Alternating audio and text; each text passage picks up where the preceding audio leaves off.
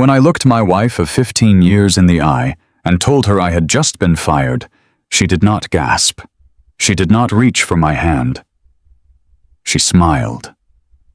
A slow, chilling smile that told me the $88,000 I had just drained from my late father's life savings wasn't meant to save our marriage. It was the final payment on my own destruction. I stood in the grand foyer of our upscale suburban home in Illinois, my arms aching as I held a cheap cardboard box against my chest. Inside that box sat 20 years of my life. 20 years of waking up before dawn, missing holidays, and carrying the relentless stress of being a logistics manager for a major regional freight company. I had given them my youth, my health, and my absolute loyalty. In return, they gave me a 5-minute meeting with a human resources representative who handed me a standard severance agreement that amounted to absolute pennies. They had terminated my position simply to cut pension costs before I hit my 20-year vesting mark the following month. 2 decades of sweat and sacrifice were wiped out by a single corporate spreadsheet. My chest felt tight, completely hollowed out by the sudden betrayal of a company I had trusted to provide for my family. But as I drove home, I convinced myself that I still had a sanctuary. I thought I still had a partner who would stand by my side. I set the heavy cardboard box down on the polished marble entryway table. The dull thud echoed through the massive, quiet house. It was a house that had always felt a little too pristine, a little too cold, and vastly too expensive for a man like me. Sarah walked out of the kitchen, her eyes glued to the screen of her expensive tablet. She was dressed in her standard high-end real estate uniform. She wore a perfectly tailored navy blazer, pearls and heels that clicked sharply and rhythmically against the imported hardwood floor. She was 49 years old, but spent an absolute fortune looking 10 years younger. She stopped and stared at the cardboard box sitting on the marble table, and then she slowly looked up at my face. "Thomas, why are you home at 2 in the afternoon?" she asked, her voice carrying that familiar tone of mild annoyance she reserved specifically for my existence. I swallowed hard, trying to find the courage to speak. The words tasted like ash in my mouth. "They let me go, Sarah. They terminated my position to dodge my pension payout. I am officially unemployed." I stood there and waited for the shock to register on her face. I waited for the empathy. I waited for the woman I married to step forward, to put her arms around me, and to tell me we would figure this crisis out together. Instead, the corners of her mouth twitched. Then her lips curled upward into a chilling, unmistakable smile. Her eyes lit up with a dark, calculating relief that made my stomach turn over. She looked down at her tablet, tapped the screen once, and looked back at me. Her voice was steady, completely devoid of any warmth or concern. "Well, I suppose the timing is perfect then." "Perfect." I repeated, my mind struggling to process her unnatural reaction. "Sarah, I just lost my career. My entire income is gone. We have a massive mortgage. How is any of this perfect?" She crossed her arms and stared at me like I was a stranger who had tracked mud onto her expensive rugs. "Because I do not have to pretend anymore, Thomas. I am filing for divorce. I have already spoken to my attorney. I want you packed and out of this house by the end of the week." The air vanished from my lungs. The floor beneath my feet felt like it was violently tilting. I stared at her, desperately searching her face for a punchline to a terrible, cruel joke, but her expression was stone cold and deadly serious. Divorce. We had our problems over the last few years. We had grown incredibly distant. But divorce right now, on the exact day I lost my livelihood. "Are you out of your mind?" I shouted, the shock instantly igniting into a blinding anger. 3 days ago you were crying in my arms. 3 days ago, you begged me to help you fix the massive financial hole you dug for us. I stepped closer, my voice echoing off the high ceilings of the foyer. Let us talk about 3 days ago, Sarah. You came to me in an absolute panic because you had secretly accumulated a massive tax lien on this very property. You spent years silently funneling our joint money into your luxury car leases, your designer clothes, and your elite country club memberships just to impress your wealthy real estate clients. You put our home on the brink of foreclosure. She did not flinch. She just stood there, her posture perfectly straight, her smile entirely gone, replaced by a look of utter undisguised contempt. I kept going, the betrayal burning a hole in my chest. I liquidated my late father's life savings for you, $88,000. Every single penny that quiet, hard-working blue-collar man managed to scrape together over his entire lifetime. I drained his trust account and handed it over to the county to clear the lien and save this house for us. I did that to protect you. And now exactly 3 days later, you are throwing me out onto the street. Sarah let out a short, mocking laugh. It was a harsh, ugly sound that I had never heard from her before. Oh, please stop being so dramatic, Thomas. You did what you had to do to protect an asset. But let us be brutally honest here for the first time in our marriage. You are a dead weight.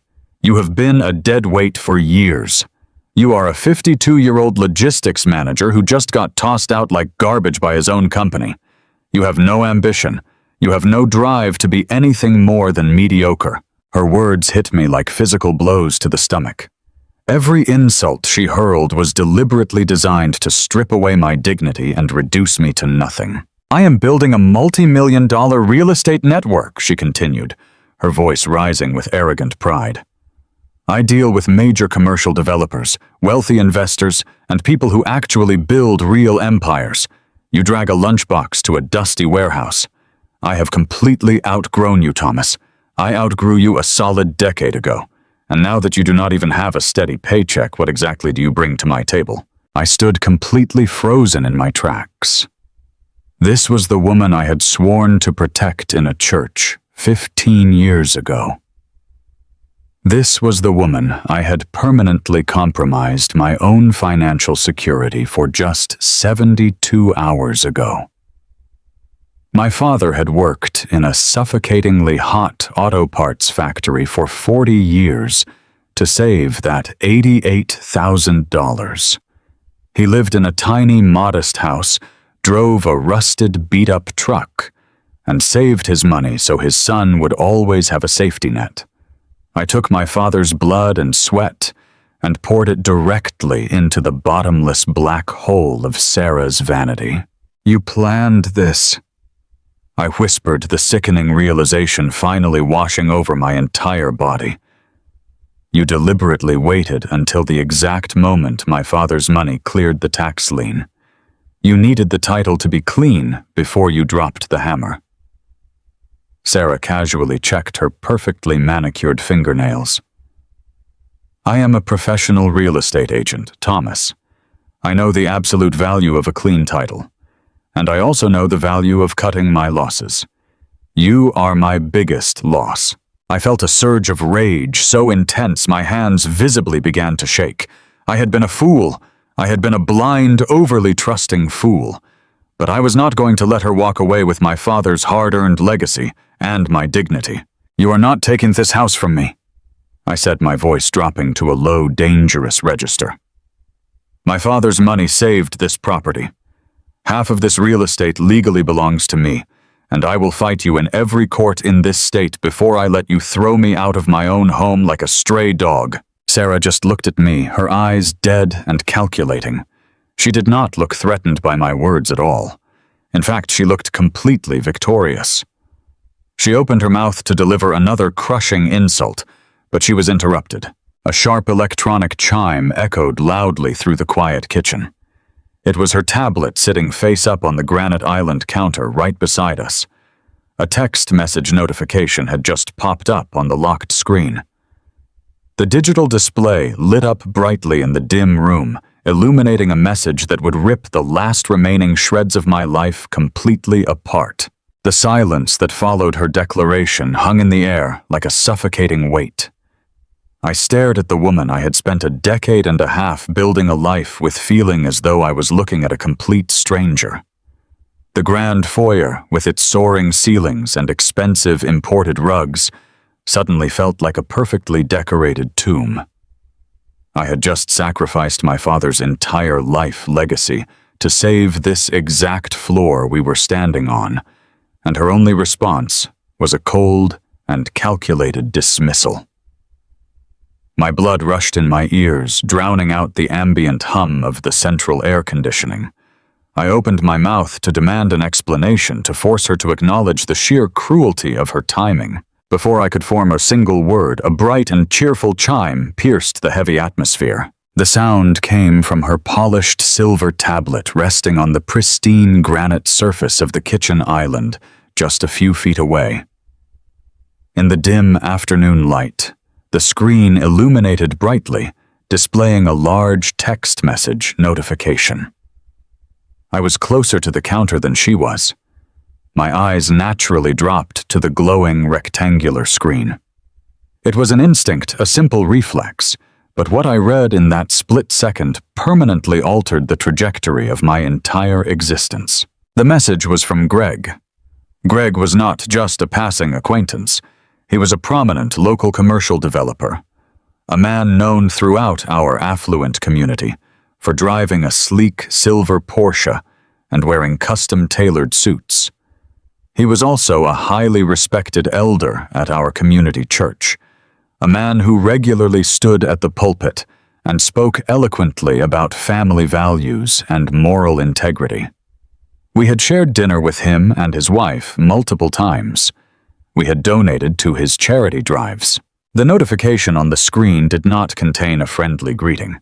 It read, "Is the loser out? Did his 88,000 clear for the foreclosure dodge?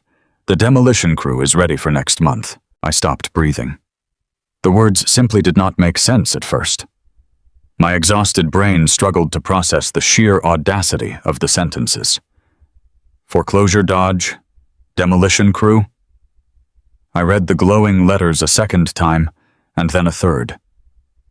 A sudden and violent wave of nausea washed over me. The puzzle pieces I had been too trusting to look at suddenly slammed together with sickening clarity. If the county had proceeded with a standard foreclosure, the property would have gone to a public auction. Sarah and Greg would have lost their exclusive control over the land. They desperately needed someone to pay off the massive back taxes quietly to keep the title firmly in her name. They needed a temporary savior. They needed a blind fool. I slowly lifted my head and looked at Sarah. She was watching me, her posture rigid, her eyes narrowing as she realized what I had just seen. She did not rush forward to snatch the tablet away. She did not scramble to offer a frantic excuse. She simply stood there, waiting for my reaction with a look of supreme boredom. "This was never about a tax mistake," I said, my voice trembling so violently I barely recognized it as my own. "This was never about you accidentally falling behind on the property taxes because of your country club fees. You deliberately let the house fall into a massive delinquency." She crossed her arms, her diamond rings catching the light. "You needed the title cleared," I continued, the horrific reality tumbling out of my mouth. "You needed a perfectly clean title to sell this land. Our property sits on a prime corner lot connecting the residential district to the new commercial highway expansion. You and Greg are not trying to save this house. You are going to bulldoze it. You used my dead father's money to clear the municipal lien so Greg could purchase the land and flip it for a massive commercial zoning buyout." I expected her to show a flicker of guilt. I expected her to at least have the basic human decency to look away in shame. Instead, a condescending smirk appeared on her face. She looked at me the way a teacher looks at a slow student who finally grasped a basic math problem. "Congratulations, Thomas," she said, her voice dripping with absolute venom. "You finally figured out how real estate actually works. Yes, Greg and I have a plan. We have had a plan for a very long time." How long, I demanded, the anger finally boiling over the edge of my restraint. How long have you been sleeping with the man who shakes my hand at church every Sunday? 2 years, she answered smoothly, completely unbothered by the confession. 2 years of finally being with a man who understands how the world operates. Greg builds actual empires. He does not settle for a miserable middle management salary and a pathetic, predictable routine. He knows how to leverage assets. He takes me to places you could never dream of affording, places where real deals are made over private dinners. When he saw the commercial potential of this exact lot, it was the perfect opportunity for both of us to start fresh. The only obstacle was that pesky little municipal tax lien keeping the deed locked up. I felt physically dizzy, leaning heavily against the marble wall just to keep my balance. You manipulated me into draining the very last piece of my father I had left on this earth. You looked me directly in the eye, cried in my arms, and begged me to save our family home. You knew you were going to tear the walls down and sell the literal dirt from under my feet to your lover. You let me hand over $88,000 of blood money just so you could clear a path for your luxury buyout. You were always so painfully naive, Thomas, she scoffed, walking slowly toward the kitchen island. You want to play the noble victim, but the truth is you were just a convenient stepping stone. Your father's little savings account served a purpose. It secured my future. Now that purpose is fulfilled.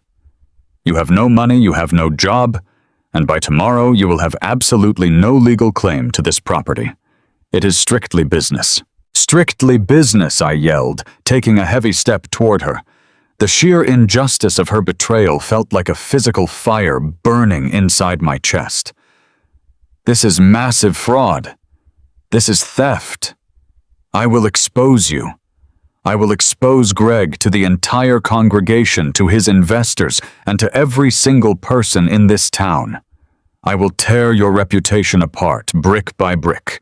You are not going to steal my family's money and walk away laughing. I took another step forward, my hands clenched into tight fists at my sides, my entire body shaking with righteous fury.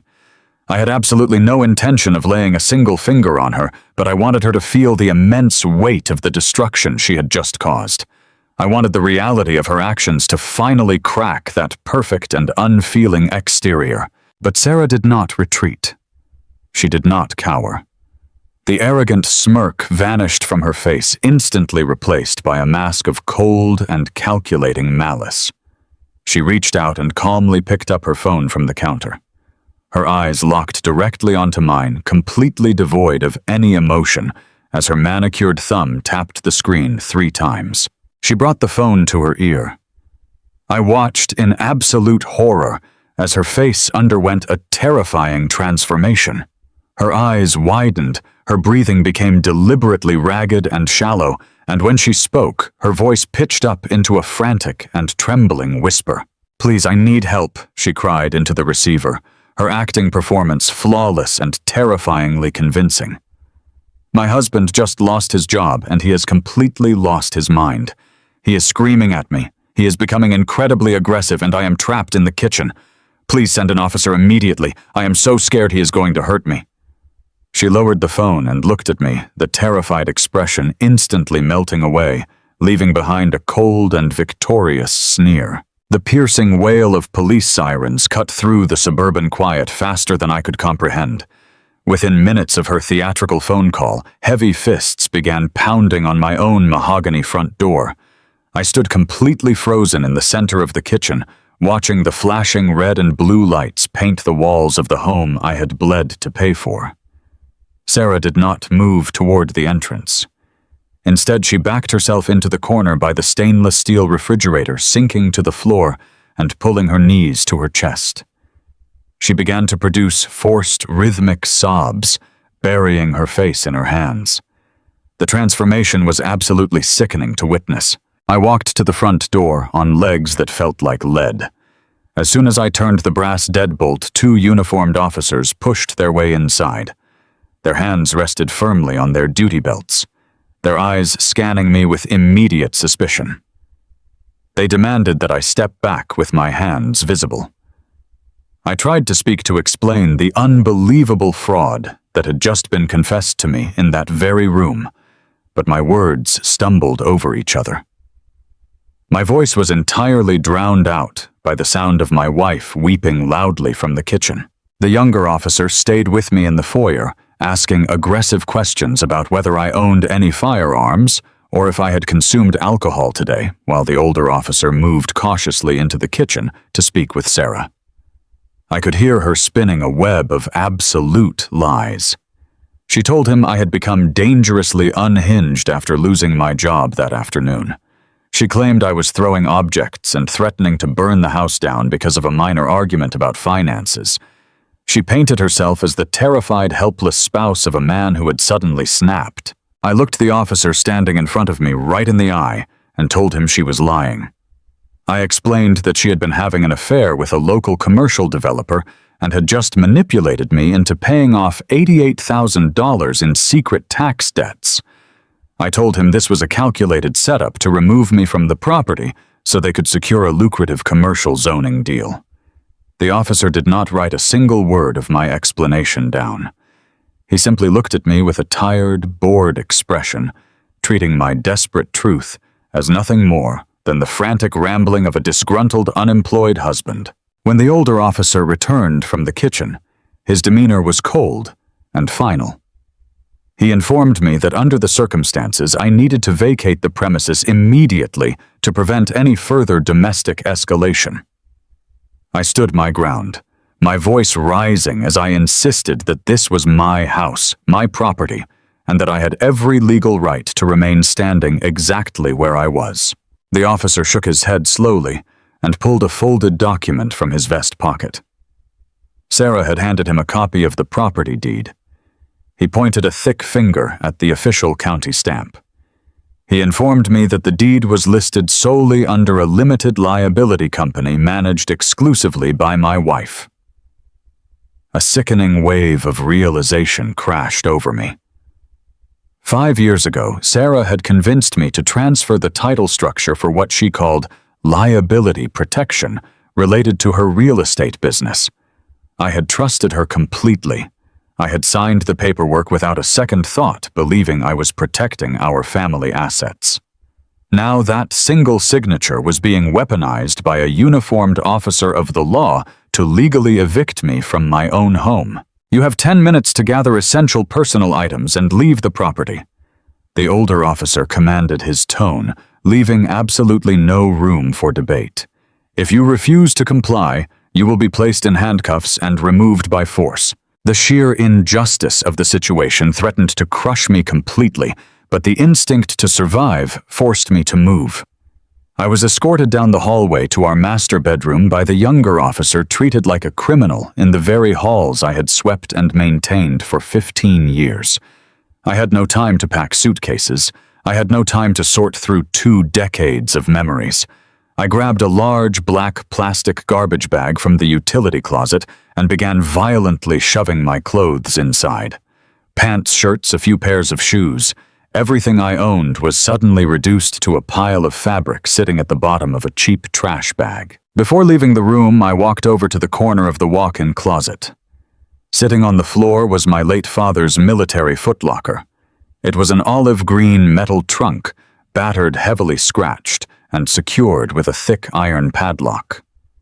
Sarah had always hated that trunk. She called it a filthy eyesore and constantly demanded I throw it out. I grabbed the heavy canvas handle and dragged it across the carpet. I had no idea where I was going to sleep tonight, but I refused to leave the last remaining piece of my father in a house poisoned by a woman who despised him. I dragged the footlocker and carried the garbage bag back through the house. Sarah was standing near the front door now, flanked by the older officer. She dabbed her dry eyes with a tissue, playing the role of the relieved victim until the very end. I did not say a single word to her as I walked out the front door into the fading afternoon light. The heavy wooden door clicked shut behind me, the sound echoing like a final judgment. I stood on the concrete porch, gripping the handles of my garbage bag and the metal trunk, suddenly hyper-aware of the audience I had gathered. Every single neighbor on our manicured street seemed to be standing on their pristine lawns or peering through their expensive plantation shutters.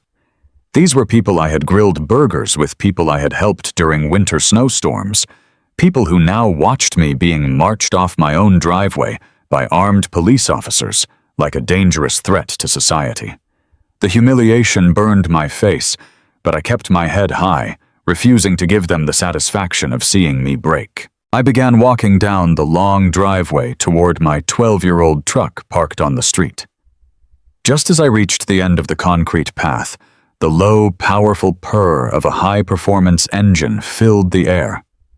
A silver Porsche Panamera rolled smoothly to a stop right in front of my driveway.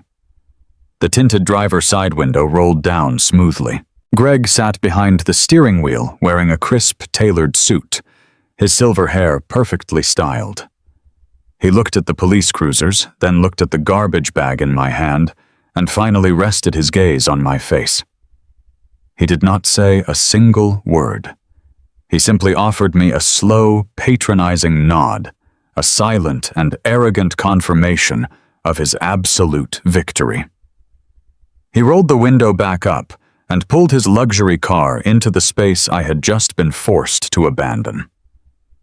I loaded my trash bag and my father's footlocker into the back of my truck, completely exiled from my own life, with exactly $34 in my wallet and nowhere to go.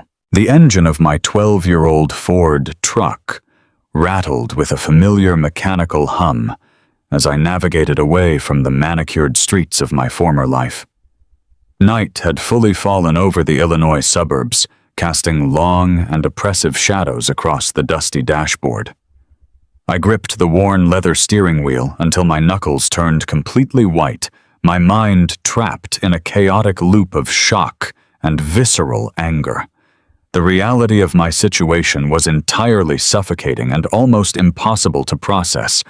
I had been discarded by my employer of 2 decades and legally evicted from my own property by my wife, all within a span of 6 devastating hours. I drove blindly down the interstate, the bright headlights of oncoming traffic blurring into streaks of harsh white light. Eventually, the flickering neon sign of a discount motel appeared in the distance. It was the kind of rundown establishment that catered to transient workers and desperate travelers who had nowhere else to go. Right now, I was both. I parked my heavy truck near the glowing vacancy sign, my body aching with a profound physical exhaustion. I walked into the dimly lit lobby, the small brass bell above the glass door, announcing my arrival with a sharp and hollow ring. The front desk clerk barely looked up from his worn sports magazine as I requested a standard room for the night. I pulled my wallet from my back pocket, a sudden wave of naive relief washing over me that I at least had my credit and debit cards to secure a warm bed. I slid my primary bank card across the scratched laminate counter. The clerk casually swiped the plastic strip through his terminal. A dull electronic beep echoed in the small room. The clerk frowned, pressed a few buttons with his thumb, and swiped it a second time. A louder, much more abrasive error tone sounded. He slid the card back toward me across the counter, shaking his head. He told me the card was declined for insufficient funds. I stared at him completely confused and suddenly breathless. I politely explained that there had to be a technical error with his machine. Our primary joint checking account had over $40,000 in liquid savings just yesterday morning. I asked him to try running it one more time. He sighed heavily, visibly annoyed by the inconvenience, and complied with my request. The machine whirred for a moment before spitting out a small paper receipt bearing the word "declined" in bold black ink. A heavy, sickening knot formed at the very base of my throat. I stepped away from the counter, apologizing quietly to the clerk, as a cold sweat broke out across my forehead. My fingers were trembling violently as I pulled my smartphone from my jacket pocket and opened my mobile banking application. The screen loaded agonizingly slow, the spinning blue circle mocking my rapidly rising panic. When the financial dashboard finally materialized on the screen, my heart stopped beating entirely. The balance displayed in large digital numbers for our checking account was exactly $0.00. I swiped over to the emergency savings tab. $0. I checked the joint credit line. It was completely maxed out to its limit. I frantically tapped the screen opening the detailed transaction history to find out exactly where decades of diligent saving had vanished. There it was, right at the top of the list, executed with surgical precision. A massive wire transfer had been initiated mere hours ago, clearing out our entire life savings right down to the final penny. The destination account was listed under a corporate entity named Horizon Apex Holdings. My breath caught sharply in my throat as I instantly recognized the name. Horizon Apex Holdings was the very same offshore limited liability company Greg had proudly boasted about using for his commercial acquisitions at a church fundraiser last year. The absolute cruelty of her timing became horrifyingly clear. Sarah had not just locked me out of my home using the police. She had methodically timed the transfer of our joint wealth perfectly, draining the accounts just before filing the official divorce paperwork that would normally freeze our shared assets. She had legally and mercilessly funneled every single penny of our wealth into the protective hands of her wealthy lover. I stood in the lobby of that miserable motel, completely paralyzed by the sheer thoroughness of her betrayal. I slowly opened my leather wallet and pulled out the small handful of paper bills tucked inside the money compartment. 2 crisp 10s, 1 folded 5 and 9, faded $1 bills. $34. That was the sum total of my financial existence on this earth. I was 52 years old, suddenly unemployed, officially homeless, and utterly destitute on the exact same day. I turned around and walked back out into the freezing night air, the automatic glass doors sliding shut behind me with a quiet hiss. I climbed back into the driver's seat of my truck, completely defeated. Having no other option, I drove to a massive retail supercenter a few miles down the road, parking my truck under the pale orange glow of a tall security light at the far edge of the empty asphalt lot. I turned off the engine and wrapped my heavy winter coat tightly around my shoulders. The overnight temperature dropped rapidly, turning the cab of the truck into a miserable icebox. I spent the darkest hours of my life shivering in the driver's seat, staring up at the stained fabric roof of my vehicle, listening to the relentless and hollow rhythm of my own breathing. I could not afford to run the heater and waste the precious little fuel I had left in the tank. When the pale gray light of dawn finally broke through the frost-covered windshield, my phone began to vibrate loudly against the plastic center console. I picked it up with stiff, freezing fingers, expecting a message from the bank fraud department, or perhaps a formal notice from my former employer. Instead, the glowing screen displayed a photograph of Brenda, my wife's fiercely entitled and status-obsessed sister. I answered the call foolishly, hoping for a shred of familial support, or maybe an explanation for the nightmare I was living. But Brenda was not calling to offer a lifeline. She was calling to deliver the next devastating blow. The biting morning cold had seeped deep into my joints by the time my mobile phone began buzzing relentlessly against the hard plastic of the center console. I peeled my stiff hands away from the thin jacket I had used as a makeshift blanket. My breath formed white clouds in the freezing air of the truck cabin.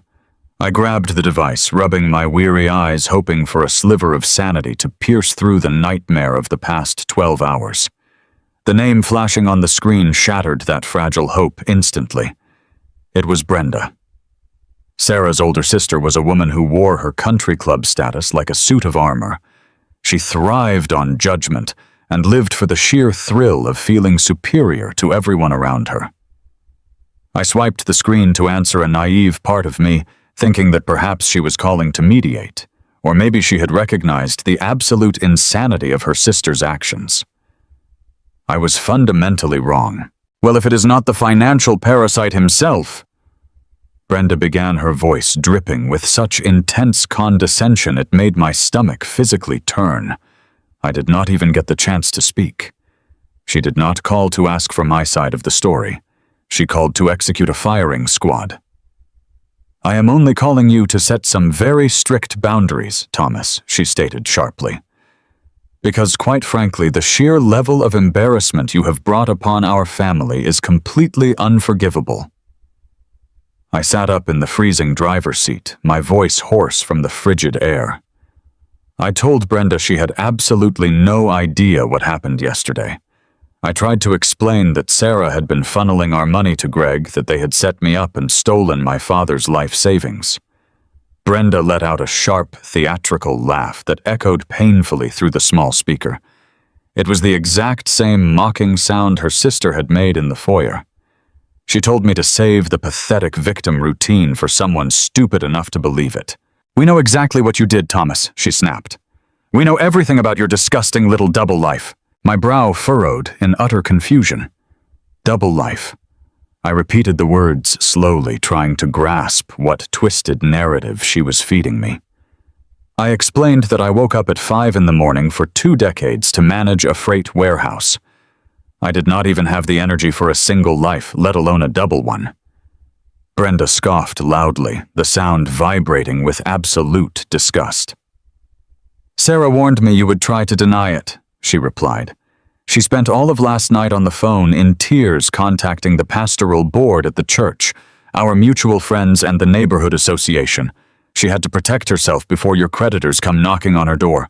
She told everyone the truth, Thomas. She told them about your crippling gambling addiction. She told them how you have been secretly draining your joint accounts for years to cover your massive sports betting debts." I stopped breathing. The sheer magnitude of the lie hit me like a runaway freight train. A gambling addiction.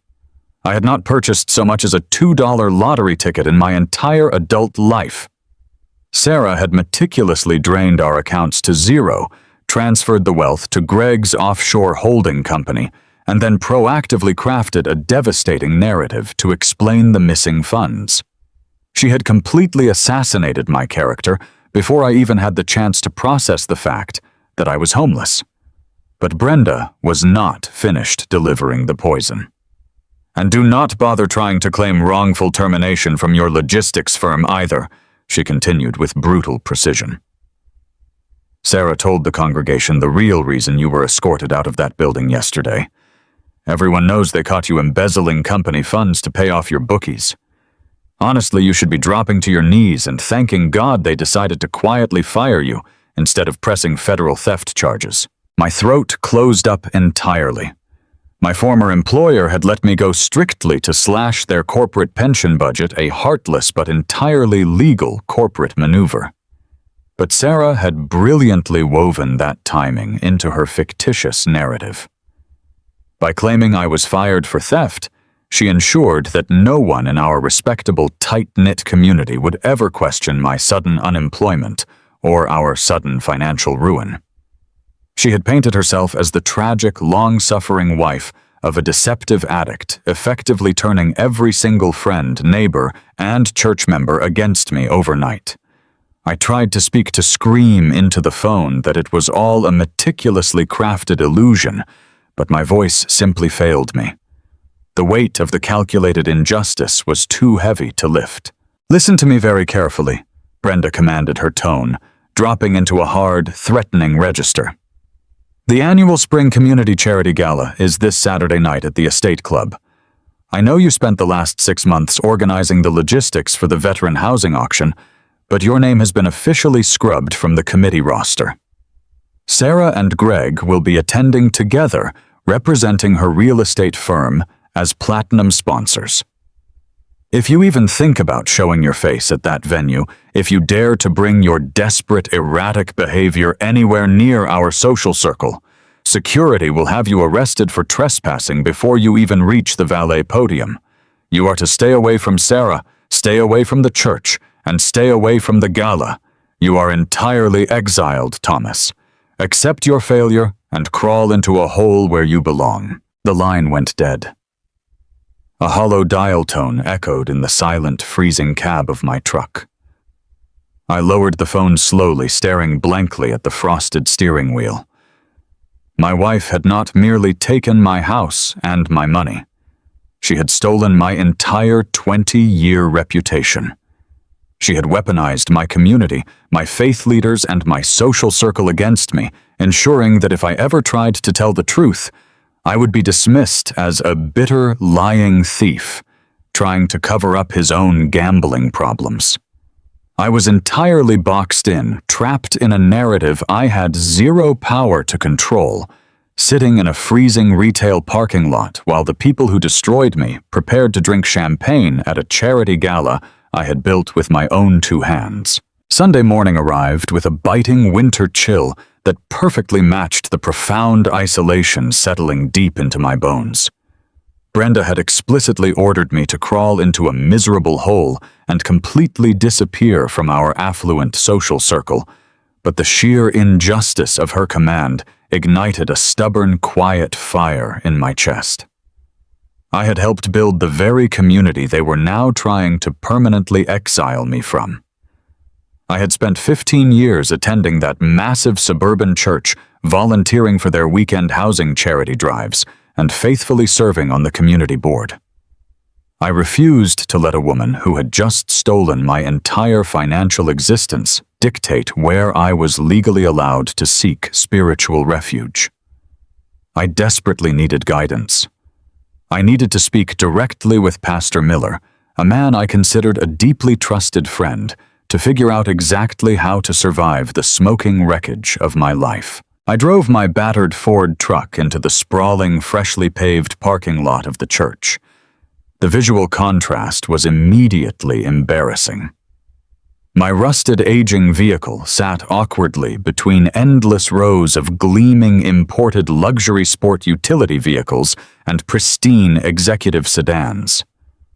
I turned off the ignition, took a very deep breath to steady my rapidly racing heart, and walked slowly toward the massive glass entry doors. The exact moment I stepped into the expansive sunlit lobby, I felt the atmospheric shift. It was not a subtle or gradual change. The warm, welcoming environment I had known for a decade and a half instantly turned completely frigid. Groups of well-dressed parishioners immediately stopped their cheerful morning chatter as I walked past them. Eyes darted toward me, followed instantly by hushed, frantic whispers hidden behind glossy Sunday bulletins. The meticulously planted seeds of Sarah's vicious smear campaign had already blossomed into a thick, impenetrable forest of public judgment. People who had warmly shaken my hand just last week now actively stepped backward out of my path. They pulled their children a little closer to their sides, staring at me with a highly toxic mixture of tragic pity and obvious revulsion. I forced my chin up, ignoring the heavy and oppressive stares, focusing entirely on reaching the private administrative offices down the west corridor to find my pastor. I never made it anywhere near his door. A solid, unyielding wall of expensive designer fabric and arrogant cologne suddenly blocked my path. Greg stood directly in the dead center of the main corridor, flanked perfectly by Sarah on his right side and Brenda on his left. The staging of their cruel interception was absolutely flawless, strategically positioned right where the maximum number of wealthy congregants were currently mingling after the early morning worship service. Greg wore a custom-tailored charcoal suit that undoubtedly cost more than my first vehicle. Sarah stood closely beside him, wearing a deeply rehearsed expression of tragic sorrow, gently dabbing at her perfectly dry eyes with a white silk handkerchief. Brenda firmly crossed her arms over her chest, glaring at me like a hazardous pest control problem that simply refused to die quietly. "Thomas, what on earth are you doing here?" Greg asked. His voice was not lowered for a private, respectful conversation. He projected his words loudly, deliberately, ensuring the sound carried perfectly across the polished marble floors of the grand lobby. Dozens of heads immediately turned in our direction. The ambient noise of the gathering crowd slowed to a dead halt. I looked at the wealthy developer who had slept with my wife and stolen my entire financial future, feeling a sudden surge of adrenaline so powerful it made my peripheral vision blur. "I am here to attend the morning service and speak privately with my pastor Greg," I replied, keeping my tone remarkably steady, despite the violent hurricane of anger tearing through my chest. "Now please step aside." Greg did not move a single inch. Instead, his handsome face contorted into a highly practiced mask of deep manufactured compassion. He reached out and placed a heavy, intensely patronizing hand directly onto my shoulder. I stiffened immediately, but completely refused to physically shove him away, knowing exactly how a sudden, aggressive movement would look to the dozens of people watching us. "We all know you are hurting right now, Thomas," Greg announced, his voice booming with the practiced melodic cadence of a benevolent church elder. "Sarah came to my home in absolute tears last night. She told me everything about your terrible hidden struggles. We know all about the severe gambling issues. We know about the missing joint money and the real reason why your logistics company was forced to let you go yesterday. You are battling some very dark and dangerous demons, brother, and this sanctuary is certainly a place of healing, but you simply cannot bring your erratic behavior around the family you just devastated." The sheer psychological violence of his public performance was breathtaking. He was standing boldly in the house of God, wrapping himself in a thick cloak of righteous charity, while publicly crucifying the very man whose life he had just methodically dismantled. The surrounding congregation watched the scene in captivated silence, fully absorbing the tragic narrative of the wealthy, kind-hearted developer bravely trying to help the deeply flawed, addicted husband. Sarah leaned heavily into Greg's arm, letting out a soft, highly audible sob for dramatic effect. "We just want you to get some professional help, Thomas," she whispered, pitching her voice loudly enough for the entire front row of shocked onlookers to hear clearly. "Please, just go find a residential rehabilitation clinic before you completely destroy yourself." Greg slowly reached into the interior breast pocket of his designer suit jacket. He pulled out a sleek leather money clip and deliberately extracted 5 crisp $100 bills. He held the money out to me, extending his manicured hand into the open space between us for every single person in the room to clearly witness. "Take this money," Thomas Gregg said, his voice dripping with absolute sickening condescension. "Take this $500 right now. Find a cheap motel room, buy yourself a hot meal, and start looking for a local treatment center today. Do not use this cash to place another reckless bet. Use it to finally fix your broken life.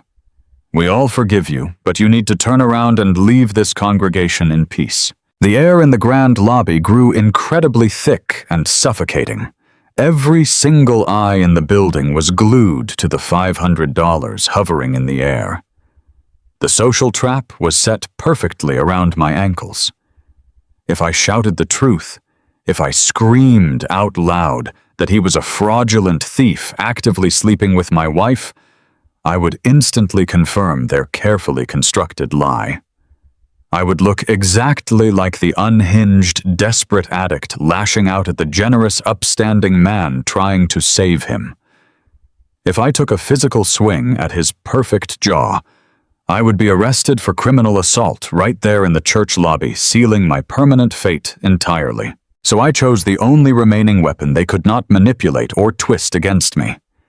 Absolute, unbreakable silence. I pulled my shoulders back and stood perfectly still. I did not raise my voice. I did not attempt to frantically defend my honor to a room full of people who had already convicted me without a fair trial. I simply stood my ground and stared directly into Greg's eyes with a chilling, hollow intensity. I let the silence stretch out, heavy and agonizing, completely refusing to participate in their theatrical production. I looked down at the money fluttering slightly in his hand, then looked over at Sarah's rehearsed expression of pity, and finally locked my gaze firmly back onto Greg. The prolonged, unbroken silence began to do its very specific work. The initial smugness on Greg's face faltered just a tiny fraction of an inch. The surrounding air grew uncomfortably still. His outstretched arm holding the $500 began to look less like a charitable offering and significantly more like a deeply awkward, transparent insult. The crowd shifted uneasily on their feet, waiting for the explosive, erratic reaction that I absolutely refused to give them. The social power dynamic slowly shifted in that heavy, wordless void. Without uttering a single syllable, I calmly turned my back on the three of them. I walked slowly and deliberately through the parting crowd of silent parishioners. I did not rush my steps. I did not hang my head in manufactured shame. I walked straight out of the massive glass doors with my dignity entirely intact, leaving Greg standing awkwardly in the center of the lobby, with his money still hanging uselessly in the empty air. But the exact moment I reached the cold asphalt of the parking lot, the protective adrenaline completely evaporated from my veins. The reality of my total isolation crushed down on my shoulders like a massive physical weight. I had lost my entire community. My truth had been entirely buried under a mountain of perfectly executed lies.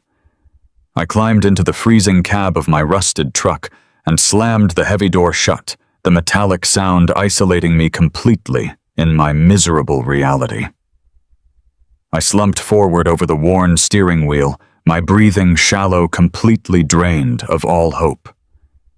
I felt utterly defeated by the sheer viciousness of their systemic attack, realizing I had absolutely no one left in my corner. I reached down blindly to adjust my rigid, freezing posture, moving my legs in the cramped cabin space. As my foot shifted in the narrow darkness, the hard steel toe of my heavy work boot violently kicked against a solid, unyielding object resting on the passenger side floorboard. The dull, metallic thud resonated loudly through the quiet cab. I slowly turned my heavy head and looked down into the shadows. It was my late father's battered military footlocker. The biting winter wind howling through the cracked weather stripping of my truck served as a brutal and unrelenting alarm clock.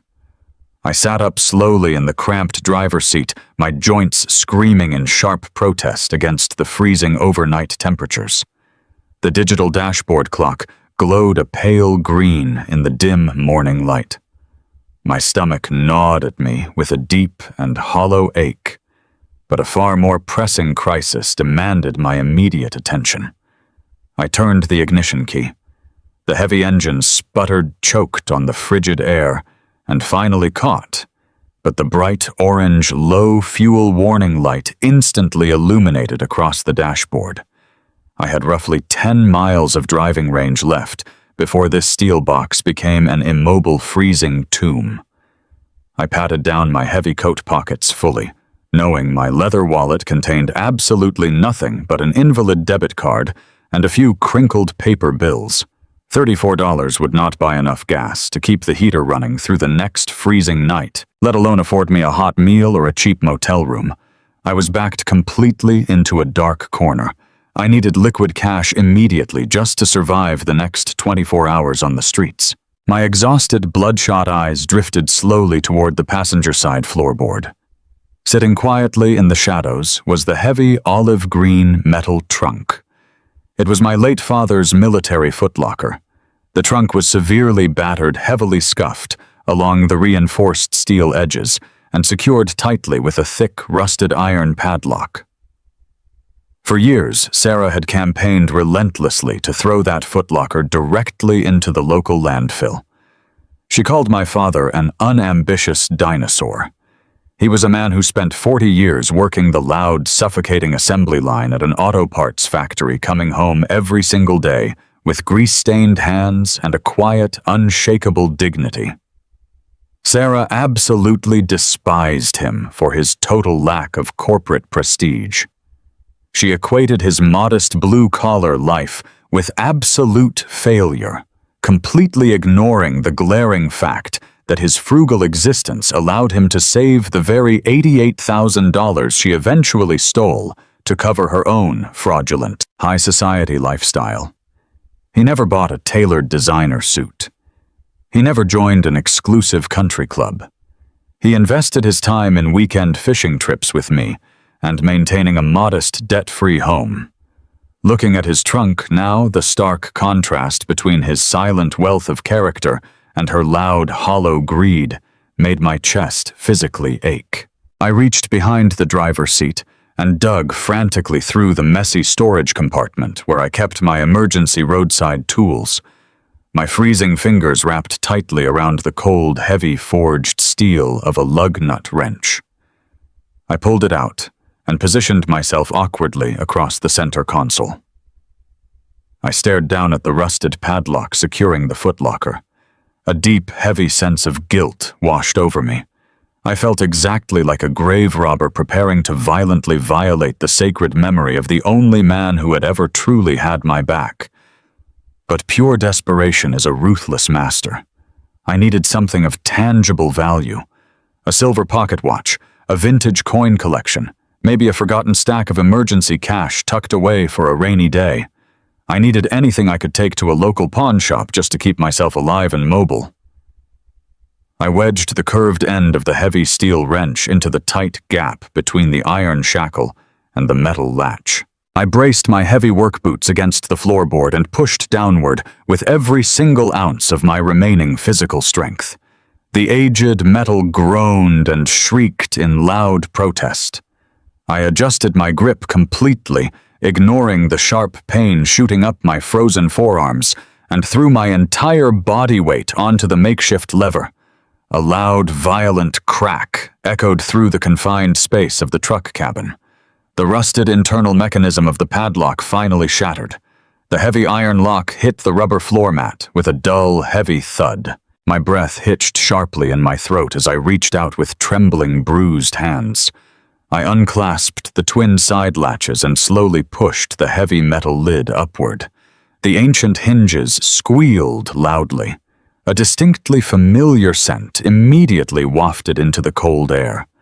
It was a comforting mixture of old canvas pipe tobacco and aged machine oil. It smelled exactly like my father. I leaned over the center console, my eyes frantically scanning the contents for anything metallic or valuable. Instead, a massive wave of profound disappointment crashed heavily over my exhausted shoulders. There were no hidden stacks of $100 bills. There were no valuable gold timepieces or rare silver coins. Sitting neatly on top of a folded army blanket was a small collection of faded military ribbons and his bronze service medals housed in cracked plastic display cases. Beside them lay a worn leather tackle box filled with ancient fishing lures, tangles of clear fishing line, and a small, rusted pocket knife he had used to carve wooden boats for me when I was a young boy. The crushing reality of my dire situation hit me all over again. A pawn shop broker would not give me $5 for this entire collection of sentimental memories. I had absolutely nothing left to trade for my basic survival. A frustrated, ragged sob caught tight in my throat.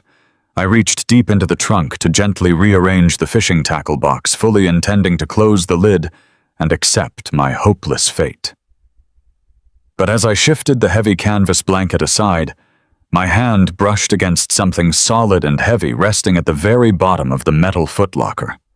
It was not a piece of clothing or a metal tool. I dug my fingers beneath the fabric and pulled the object free into the dim morning light. It was a massive, incredibly thick leather binder. The dark brown cover was heavily coated in decades of undisturbed dust, and the corners were severely frayed from age. It looked entirely out of place next to the military gear and the fishing equipment. I wiped the thick layer of grime away with the sleeve of my winter coat, my curiosity temporarily overriding my crushing despair.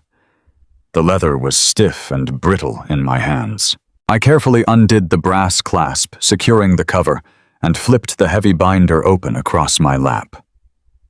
The inside sleeves were meticulously organized, filled with brittle, yellowed parchment papers covered in highly detailed hand-drawn topographical maps and ancient property surveys. I did not understand what I was looking at until I turned the final heavy page.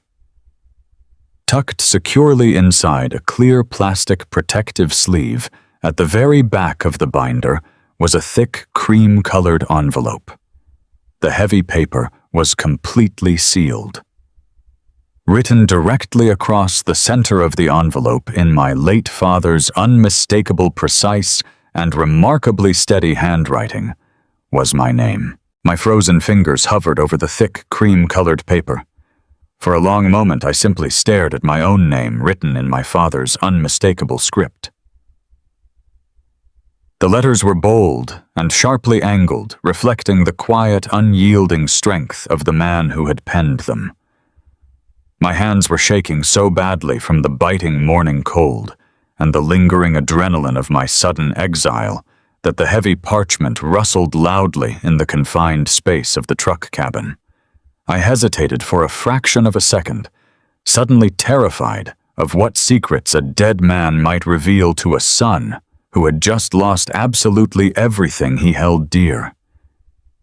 But the agonizing sting of Sarah's ultimate betrayal pushed my thumb under the tightly glued flap. I tore the envelope open.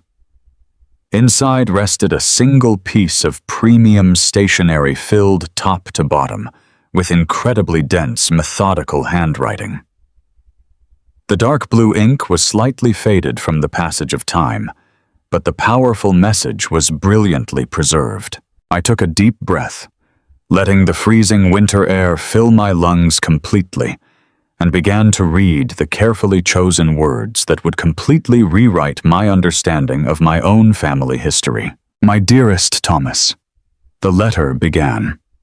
If you are holding this specific document right now, it means I am no longer with you, and you have reached a moment of absolute, profound desperation. I know you incredibly well, my son. I know your steadfast loyalty, your relentless work ethic, and your deeply forgiving heart. But I also thoroughly understand the dangerous woman you chose to marry. I have quietly watched Sarah operate for 15 long years. I saw the exact way she looked at our modest working-class life with poorly concealed disgust. I saw the relentless, consuming greed hiding right behind her perfectly polished society smile and her expensive designer clothes. She is a parasite, Thomas. She always has been. I never spoke these harsh words aloud to you while I was alive because a grown man must ultimately learn the true devastating nature of his partner on his own terms. I knew that eventually her endless appetite for elite status and unearned luxury would drive her to completely devour your finances. I knew she would thoughtlessly push you right to the absolute brink of total ruin. More importantly, I knew she would one day try to steal the only tangible asset our family possesses. That is exactly why I structured your inheritance the very specific way I did. The letter continued, detailing a highly complex financial reality I had never even suspected existed beneath our simple, quiet lives.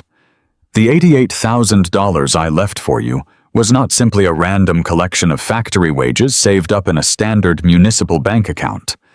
That specific sum of money was deliberately bound to an ironclad, multi-generational legal trust originally established by your grandfather and meticulously refined by me. I always anticipated that Sarah would eventually maneuver her way onto the modern residential property deed through her professional real estate connections and slippery legal tactics. I knew she would effortlessly manipulate the legal title to serve her own selfish long-term interests. But modern property deeds are built directly on top of foundational bedrock documents. When I inherited the family land back in the late 1980s, I hired a remarkably sharp and ruthless estate attorney. Together, we intentionally embedded a highly specific and totally irrevocable legal failsafe directly into the bedrock deed of the property itself. That foundational historical document legally supersedes any recent modifications, secondary mortgages, or superficial title transfers Sarah may have fraudulently orchestrated during the course of your marriage. I read the next paragraph 3 distinct times just to ensure my exhausted, traumatized brain was actually comprehending the magnificent legal trap my father had silently built to protect me. I traced the faded ink with my frozen fingertip, marveling at the sheer foresight of a man who had spent his entire life working on an assembly line. The handwritten letter explicitly explained that the family trust contained a brilliant hidden reversionary clause. If that exact sum of $88,000 from the protected trust was ever utilized to pay off a municipal tax lien or clear a financial encumbrance on our specific plot of land, the bedrock clause would immediately and automatically trigger. By maliciously tricking me into using those protected trust funds to clear her hidden municipal debts, Sarah inadvertently activated the ultimate defense mechanism. The clause clearly dictates that upon such a specific financial payment, 100% of the commercial zoning rights, the subterranean mineral rights, and the lucrative developmental authority of the property are instantly and permanently severed from the standard residential title. Those incredibly lucrative commercial rights bypass the modern corrupted deed entirely. They transfer directly back into a closed protective trust immune to any marital claims or fraudulent real estate transactions. And you, Thomas, the letter concluded, are the sole and exclusive beneficiary of that impenetrable trust. I slowly lowered the faded paper to my lap. My breathing slowed drastically as the monumental reality of the situation washed over my frozen body. Sarah and Greg thought they had brilliantly outsmarted a naive blue-collar worker. They genuinely believed they had legally stolen the suburban land to bulldoze my home and build their massive multi-million-dollar commercial plaza. But by aggressively forcing me to pay off that specific tax lien with my father's hard-earned money, they had accidentally locked themselves completely out of the very fortune they were actively trying to steal. They did not hold the commercial developmental rights to the land they needed. I did. I was no longer a helpless victim, shivering in a freezing retail parking lot waiting to be crushed by their power. By executing their cruelest betrayal, they had blindly handed me the absolute legal authority to destroy their entire future. The harsh morning sun offered no physical warmth as it crept over the horizon of the retail parking lot.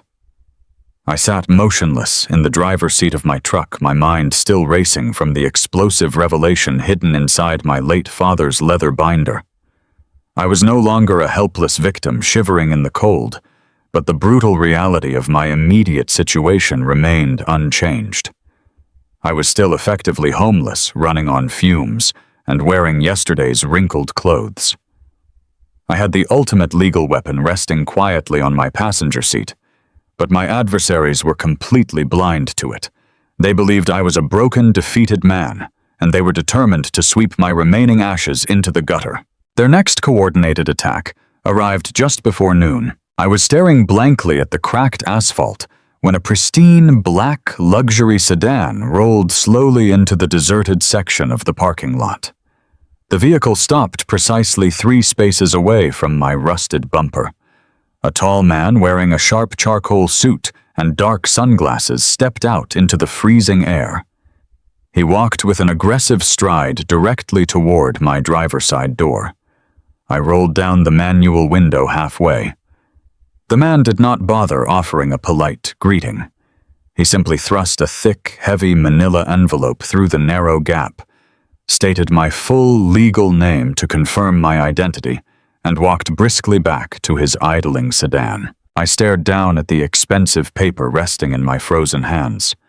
The embossed gold logo in the top left corner belonged to one of the most ruthless corporate litigation firms in the entire state. Sarah and Greg had unleashed the heavy artillery. I broke the wax seal and pulled out a towering stack of documents. The very first page was a brutally drafted settlement ultimatum. The language was cold, absolute, and designed specifically to paralyze a man with fear. They demanded my immediate signature on a comprehensive quitclaim deed. The document explicitly stated that I would permanently relinquish any and all present or future rights related to our suburban property and the surrounding acreage. They wanted me to legally sever myself from my own home with a single stroke of a pen. The second page revealed the malicious depth of their strategy. It was a formal notice of intent to pursue criminal prosecution. The high-priced lawyers outlined a completely fabricated narrative regarding my recent termination from the logistics firm. They claimed to possess irrefutable internal documents proving I had embezzled thousands of dollars from corporate accounts to fund a severe sports gambling addiction. The threat was explicitly spelled out in bold black ink. If I did not sign the quitclaim deed by 5 o'clock on Friday afternoon, they would hand their manufactured evidence directly to the district attorney. They promised to bury me under a mountain of criminal litigation and ensure I spent the next decade rotting in a federal penitentiary. It was textbook corporate blackmail. They knew I had no money to hire a defense attorney, so they were utilizing the sheer terror of prison to extort my signature. My chest tightened with a suffocating anger. As I stared at the extortion letter, my mobile phone suddenly vibrated against the plastic center console. The screen displayed a missed call, followed immediately by an automated notification for a new voice message. The incoming number was unlisted. I tapped the screen and held the small speaker close to my ear. A deep, overwhelmingly arrogant voice filled the freezing truck cabin. It was Greg. He did not sound like the pious church elder who had patronizingly offered me $500 in the sanctuary lobby just yesterday. He sounded incredibly relaxed, terribly smug, and deeply intoxicated by his own unhindered success. The quiet clinking of expensive crystal glasses echoed faintly in the background of the audio recording. "Thomas, old buddy." Greg began, his tone dripping with sickening condescension. "I assume my legal team just delivered your reading material. I highly suggest you stop fighting this inevitable current. You are entirely out of your depth here. Sarah and I just finalized the architectural blueprints this morning over brunch, and I simply do not have the patience for any lingering bureaucratic delays." He paused, letting out a short, triumphant chuckle that made the blood run cold in my veins. "I want you to vividly picture something, Thomas," he continued, completely abandoning any remaining pretense of civility. "Next month, a massive yellow bulldozer is going to drive straight through the front living room of that pretty little house you paid for. We are going to tear your miserable, mediocre life down to the bare dirt. And right on top of that dirt, my construction firm is breaking ground on a luxury commercial shopping plaza. We have already secured 3 major corporate anchor stores. Do you have any idea what that commercial zoning footprint is actually worth now that the title is completely wiped clean? I am looking at a $30 million payout by the end of the fiscal quarter." The sheer hubris radiating from the speaker was staggering. Greg was so intensely blinded by his own greed and so certain of my defeat that he was actively leaving a recorded confession of his true motives. He could not resist the overwhelming urge to gloat. "So be a good little boy and sign the paper, Thomas," Greg commanded, his voice hardening into a vicious threat. "If you sign the deed and permanently disappear, I will generously convince Sarah to call off the embezzlement dogs. If you try to delay my demolition crew by even a single day, I will personally guarantee that you spend the rest of your miserable life eating prison food. The choice is yours." The automated voice prompt announced the end of the message. The quiet dial tone hummed in my ear. I lowered the phone, staring at the glossy legal documents resting heavily in my lap. Greg had laid his entire grand strategy completely bare. He confirmed the $30 million value of the commercial plaza. He confirmed the demolition timeline. He confirmed the absolute necessity of obtaining my signature to secure his fraudulent empire. A slow, cold fire began to spread steadily through my chest, burning away the lingering remnants of my exhaustion. I looked over at my late father's battered footlocker, and then I looked down at the heavy legal documents demanding my complete surrender. Greg and Sarah were moving with terrifying speed, desperately trying to lock down their stolen kingdom before I could catch my breath. They thought they were holding a loaded gun directly to my head. They had absolutely no idea that I was holding the only key to the impenetrable vault where they had just locked all their money. I did not waste another second shivering in that desolate retail parking lot. I started the truck, ignoring the glowing orange fuel indicator, and drove straight toward the older industrial district on the south side of the city. I was looking for a very specific address. It belonged to a man named Harrison Caldwell. Harrison was a fiercely intelligent, semi-retired estate attorney who operated out of a modest brick office nestled between a hardware store and a local bakery. He was not the type of lawyer who wore expensive designer suits or advertised on flashy highway billboards. He was a ruthless legal technician who despised corporate bullies. More importantly, he was a man who deeply respected my late father. 30 years ago, when Harrison was drowning in law school debt and facing a brutal winter without heat, my father spent 4 straight weekends rebuilding the shattered furnace in Harrison's drafty apartment, completely refusing to take a single penny for the labor. My father believed in helping decent people. Today I needed to call in that ancient favor. I walked into the quiet wood-paneled reception area. Harrison was sitting behind a large oak desk, reviewing a stack of manila folders through thick reading glasses. He looked up, his sharp gray eyes narrowing as he took in my disheveled appearance. I had not slept. I was wearing wrinkled clothes pulled from a plastic garbage bag. I placed my father's heavy, dust-covered leather binder directly onto his desk, followed immediately by the extortionate settlement demands I had just received from Sarah and Greg's high-priced legal team. I looked the older man directly in the eye and told him I needed his help to execute a dead man's final will.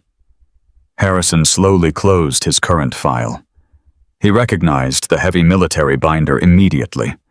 He gestured for me to sit down, poured me a hot cup of black coffee from a corner pot, and began to read. I sat in absolute silence for nearly 45 minutes while Harrison meticulously reviewed the documents. I watched his weathered face carefully. He read the hostile eviction notice, the fabricated embezzlement threats, and the incredibly arrogant quit-claim deed they desperately wanted me to sign. Then he opened my father's binder. He traced his finger along the original property survey lines and scrutinized the specific language of the 1980s bedrock deed. The tense, serious lines on his forehead began to soften. A slow, genuinely amused smile spread across his face. He leaned back in his leather chair, shaking his head in sheer admiration.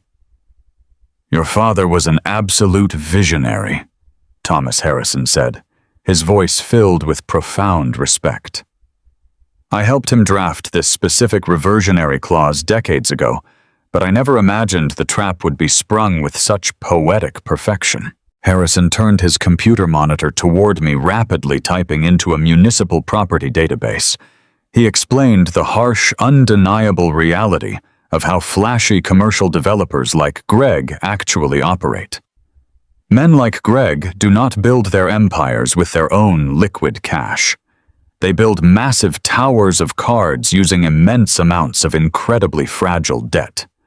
They are fundamentally over-leveraged at all times.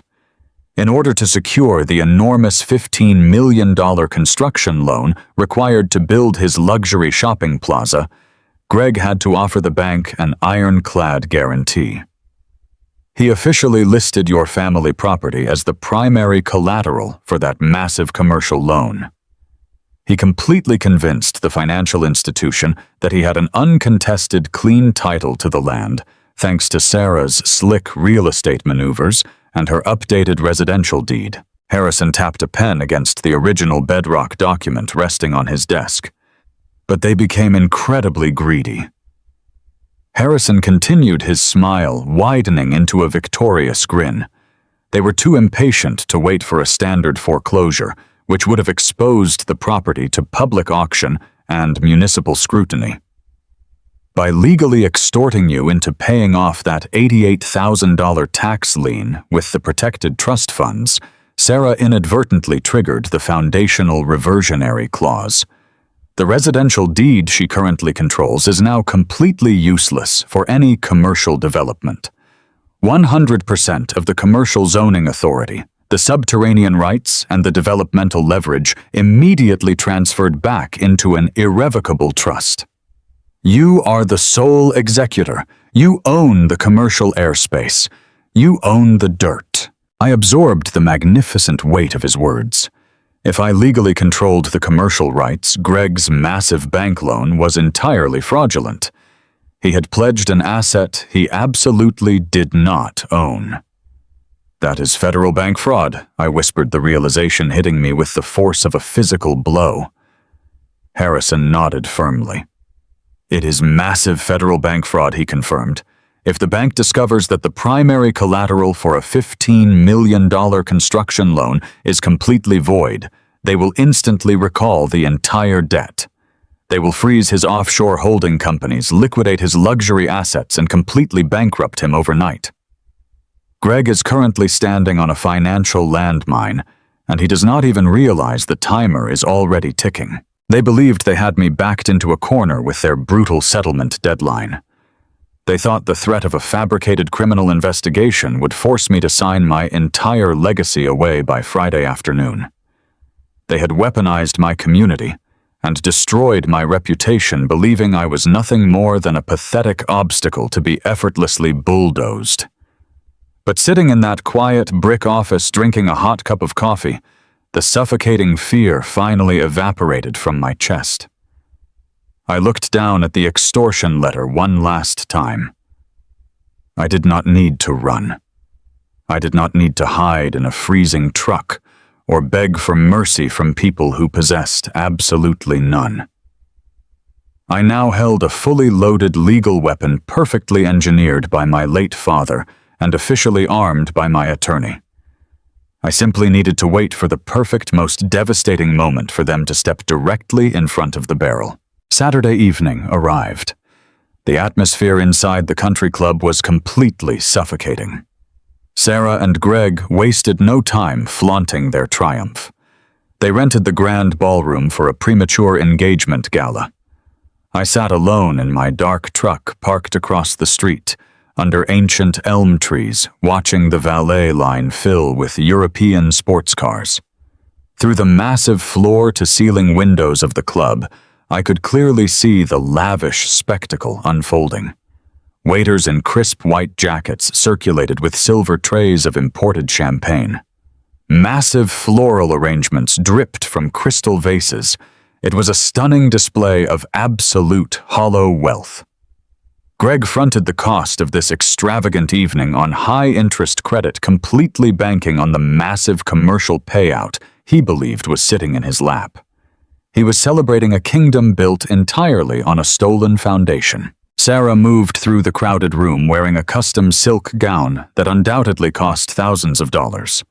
She clung to Greg's arm, flashing her brilliant, rehearsed smile at every local politician and wealthy investor who approached them. She looked completely radiant, entirely unbothered by the fact that she had just left her husband of 15 years sleeping in a freezing retail parking lot.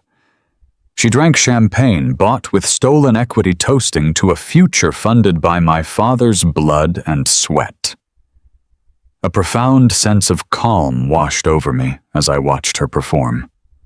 A week ago, seeing her with another man would have shattered my heart. Tonight, I felt absolutely nothing but a cold, surgical clarity. They were standing on a financial trapdoor, and my hand was resting firmly on the lever. I glanced down at the glowing screen of my phone. Harrison Caldwell sent me a brief text message indicating he was actively moving into position. Harrison did not look like a typical corporate litigator, which made him the absolute perfect weapon for this specific infiltration. Tonight he had completely abandoned his usual tweed jacket and wool trousers. Instead, he wore the standard, unassuming navy blue uniform of a municipal courier. He held a thick clipboard and a heavy leather satchel. Because Greg was a prominent local developer actively pushing a major commercial project through the City Planning Commission, receiving urgent municipal zoning paperwork on a Saturday night was highly unusual, but not entirely outside the realm of possibility. Harrison bypassed the main guest entrance and strode confidently toward the secondary patio doors reserved for club staff and vendors. From my vantage point in the shadows, I watched Harrison easily talk his way past a bored security guard. He moved through the periphery of the ballroom with the invisible grace of a man who belonged exactly where he stood. He did not draw any unwanted attention. He simply navigated the sea of designer suits and expensive dresses until he reached the elevated VIP section where Greg was holding court. Greg was actively boasting to a small group of local banking executives, likely the very same men who had underwritten his massive fraudulent construction loan. He was gesturing wildly with his crystal glass painting an imaginary picture of the luxury shopping plaza he planned to build over the bones of my family home. Harrison stepped right into the center of the wealthy circle. I could not hear the dialogue through the thick glass of the ballroom windows, but I could easily read the body language. Harrison politely interrupted the conversation, holding out his official-looking clipboard. Greg looked mildly annoyed, at first irritated that a mere courier had breached his exclusive engagement gala. But when Harrison tapped the top sheet of paper and clearly mouthed the words "urgent commercial zoning approval," Greg's posture changed entirely. His arrogant annoyance instantly transformed into eager, greedy anticipation. Greg eagerly snatched the pen from Harrison's hand. Greg wanted nothing more than to demonstrate his immense power and civic importance directly in front of the banking executives. Signing urgent city documents at a private gala was the ultimate display of status. He did not bother reading the dense legal text hidden beneath the primary cover sheet. He simply scrawled his aggressive signature across the bottom line, proudly handing the clipboard back to Harrison. Harrison offered a polite nod, extracted a thick, sealed envelope from his leather satchel, and handed it directly to Greg. That envelope did not contain municipal building permits.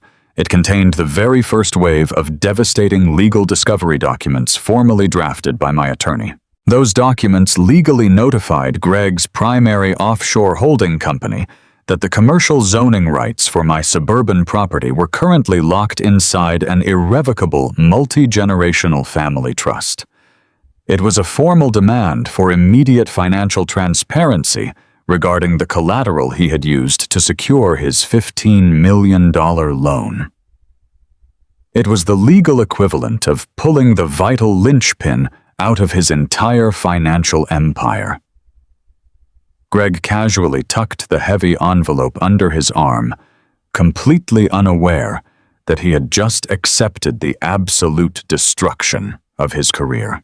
He patted Harrison on the shoulder, dismissing the disguised lawyer, and went right back to sipping his champagne and laughing with the bankers. Harrison quietly exited the ballroom, melting back into the shadows of the catering corridor just as smoothly as he had arrived. My phone vibrated a minute later. The message was a simple thumbs-up emoji. The trap had been successfully sprung. The legal clock was now officially ticking. Greg would inevitably open that envelope on Monday morning, expecting to find routine city council approvals.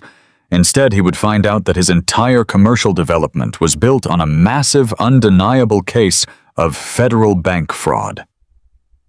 I started the engine of my truck, the mechanical hum sounding like a victory march. I put the heavy vehicle in gear and slowly drove away from the country club, leaving Sarah and Greg to dance joyfully on the very edge of the spectacular cliff they had dug for themselves. Their complete, irreversible financial destruction was now absolutely guaranteed to happen without any mercy. Early Monday morning, my mobile phone rang with the call I had been eagerly anticipating since the weekend. The voice on the other end belonged to a junior associate from the aggressive litigation firm Sarah and Greg had hired to destroy me. He spoke with the clipped, wildly impatient cadence of a young man who believed he held all the winning cards in a high-stakes game. He officially informed me that a formal mediation session had been scheduled for Tuesday at exactly noon. He firmly stated that this meeting was my absolute last chance to sign the quitclaim deed and permanently surrender my family property. If I failed to appear, or if I caused any further delays, the fabricated embezzlement charges would be handed directly to the district attorney by the close of business. I kept my voice perfectly flat and deliberately compliant. I told the young lawyer that I fully understood the gravity of my situation and that I would be there to resolve the matter once and for all. When I ended the call, my hands did not tremble. I simply smiled at the blank screen. They had completely swallowed the illusion of my total defeat. Tuesday morning arrived with a crisp and remarkably clear sky over the city. I stood in front of the small, smudged mirror in my cheap motel room, carefully preparing for the most important legal confrontation of my entire life. I did not own a custom-tailored Italian suit. I did not have a heavy platinum watch to strap to my wrist to project a false sense of authority.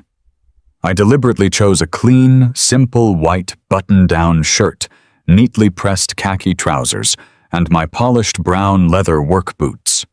The clothing was incredibly humble, but deeply dignified. It was exactly the kind of practical, honest attire my late father would have worn to shake a man's hand on a solemn promise. I looked at my reflection and saw a man who had absolutely nothing left to fear. I was stripped of my career and my marriage, but I had reclaimed my total clarity. I picked up a single standard manila folder from the small laminate desk near the window. It contained no thick stacks of intimidation tactics, no aggressive legal threats, and no fabricated evidence. It held only 5 pages of foundational trust documents legally verified, signed, and heavily stamped by Harrison Caldwell. It was as light as a feather in my hand, yet it carried the destructive financial force of a massive hurricane. I drove my battered Ford truck into the underground parking garage of the towering glass and steel high-rise downtown. I rode the silent high-speed elevator up to the 40th floor. The reception area of the corporate litigation firm was intentionally designed to instantly intimidate anyone who walked through the double glass doors. It featured dark mahogany paneled walls, modern abstract art pieces, and imported leather couches that likely cost more than my entire annual salary at the logistics company. I gave the receptionist my name. She offered me a pitying, tight-lipped smile, clearly aware of my fabricated reputation as a desperate gambling addict, and directed me toward a massive corner conference room at the end of the long, hushed hallway. I pushed open the heavy oak door. The scene waiting for me was exactly as I had pictured it in my mind. Sarah sat incredibly confidently on one side of the long, polished mahogany conference table. She wore a bright crimson designer dress, her neck and wrists draped in excessive glittering diamond jewelry that caught the bright overhead lights with every tiny movement she made. She wanted to project absolute wealth and untouchable power. Greg sat directly beside her. He was practically vibrating with smug anticipation, wearing a sharp navy pinstripe suit and lazily adjusting his expensive silver cufflinks. He looked like a wealthy king, preparing to accept the unconditional surrender of a defeated, broken peasant. A sharp-featured senior attorney sat at the head of the table, his manicured hands resting proudly on top of a thick stack of finalized property transfer documents. Greg leaned over and whispered something into Sarah's ear, prompting her to let out a short musical laugh that scraped against my nerves. He looked completely relaxed, likely still riding the high of signing what he believed were his final municipal zoning approvals at the country club gala on Saturday night. He had no idea those obscure documents were actually the hidden legal tripwires currently unraveling his entire commercial empire. He looked at me with a mixture of extreme pity and triumphant boredom. The senior attorney cleared his throat loudly, breaking the heavy silence in the room, eager to initiate the legal slaughter he was being paid an absolute fortune to execute. They all turned to look at me as I stood quietly in the doorway. Their eyes swept over my simple white shirt and my scuffed work boots, their expressions instantly confirming their deep-seated bias. They saw exactly what they wanted to see. They saw a man beaten down by life, crushed by their superior wealth, and terrified of going to federal prison. They genuinely believed I had dragged myself into this room to sign away my entire legacy just to save my own skin. I walked slowly and deliberately into the vast room, holding my thin manila folder casually at my side. I did not offer a polite greeting. I did not lower my head in manufactured shame. I simply pulled out the single empty leather chair positioned directly across from them and took my seat. The senior attorney offered a thin, highly predatory smile and nodded silently to his assistant standing near the entrance. With a loud, heavy, and echoing click, the thick oak doors of the conference room swung entirely shut and locked firmly behind me. Sarah smirked, and Greg leaned back in his chair with a satisfied sigh. They believed they had successfully cornered a helpless animal with absolutely no avenues for escape. They did not realize they had just locked the predators in a cage with their prey. The heavy oak doors sealed shut with a resounding metallic click that completely severed us from the outside world. The sprawling corner conference room was a towering monument to corporate intimidation. Massive floor-to-ceiling windows offered a stunning panoramic view of the bustling city skyline, but the atmosphere inside the room was as cold and sterile as a surgical operating theater. I sat entirely motionless in my simple white button-down shirt and worn leather work boots. Across the vast expanse of polished mahogany sat the three people who genuinely believed they had successfully engineered my absolute destruction. The senior attorney sitting at the head of the table wasted absolutely no time on pleasantries. He was a man who clearly took immense personal pleasure in bullying people who lacked the financial resources to fight back. He folded his perfectly manicured hands on the table and leaned forward. His eyes were flat and completely devoid of human empathy.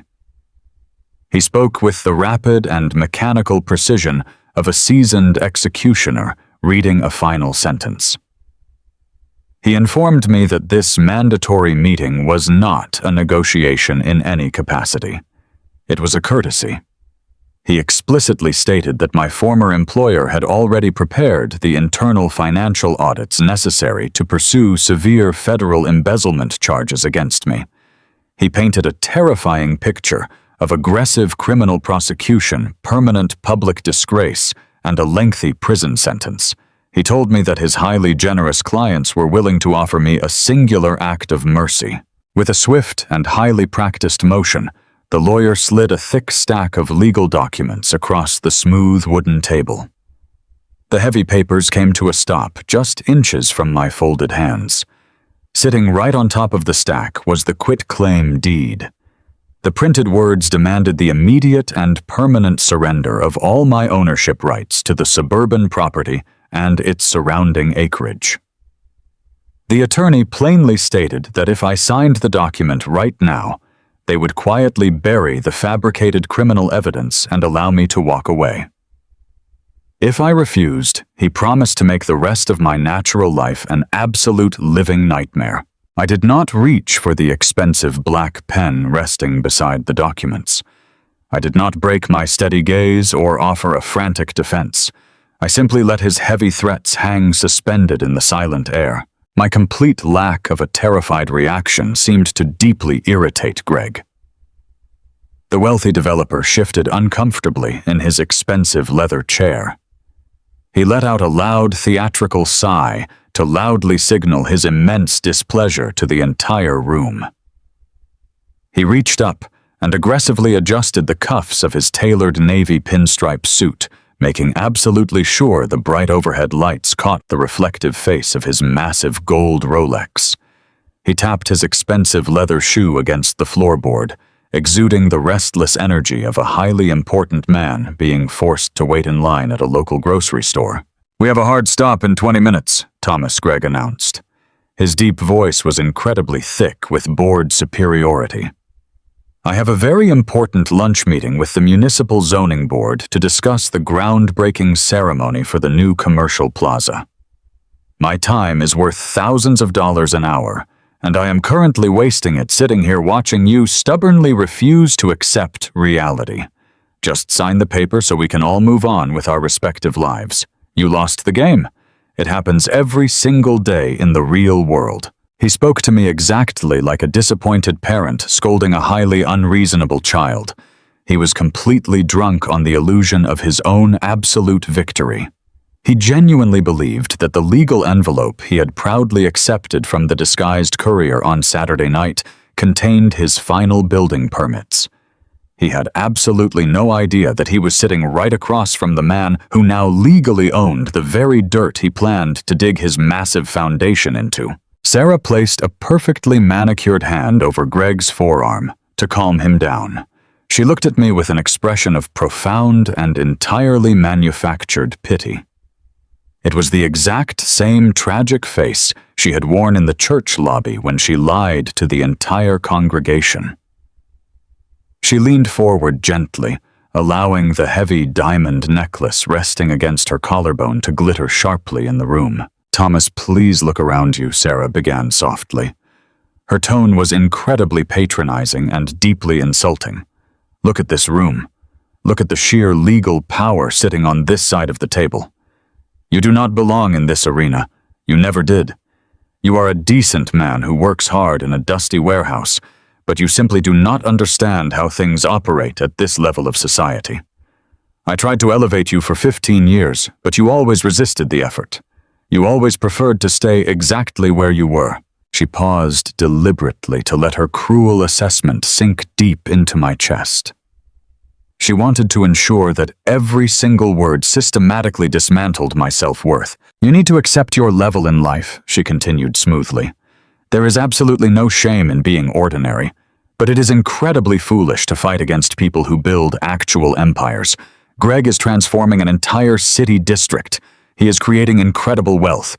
You are sitting here facing a very real federal prison sentence because you stubbornly refuse to admit that you are completely outmatched. We are offering you a completely clean slate. Sign the deed, walk out of that door, and go start over somewhere quiet. Go find a small apartment and a simple job that actually matches your capabilities. If you sign those papers right now, I will personally guarantee that you never hear from us or the district attorney ever again." Her elegant speech was a terrifying masterclass in psychological manipulation. She was expertly twisting my stolen inheritance and my ruined reputation into an act of profound and benevolent charity. She was offering me the grand privilege of crawling away into absolute poverty while she walked away with my family legacy. I sat perfectly still in my chair. I did not interrupt her vicious monologue. I did not raise my voice to defend my honor or call her a liar. I simply listened intently to the room. I let the venom spill entirely out of her mouth. I allowed the senior attorney to place every single illegal extortion threat completely on the record. I allowed Greg to loudly document his arrogant plans for the commercial plaza. I absorbed all their patronizing insults, all their unearned pride, and all their hollow wealth. They incorrectly interpreted my sustained silence as a sign of complete and total surrender. They thought I was sitting there quietly processing my inevitable and absolute defeat. They thought my spirit was completely broken by their superior tactics. They waited eagerly for me to finally pick up the black pen and sign my entire life away. They did not realize that my silence was not a surrender at all. My silence was the quiet, necessary moment right before a massive explosion. I simply needed them to place every single one of their incredibly arrogant demands firmly on the table before I destroyed their illusion entirely. The suffocating silence stretched across the polished mahogany conference table, hanging heavily in the sterile corporate air. I sat perfectly still, letting the echoes of my wife's highly manipulative monologue completely fade away. The senior attorney seated at the head of the table let out a sharp, impatient breath. He reached forward and tapped his expensive gold fountain pen against the smooth wooden surface, generating a rhythmic clicking noise intended to break my resolve.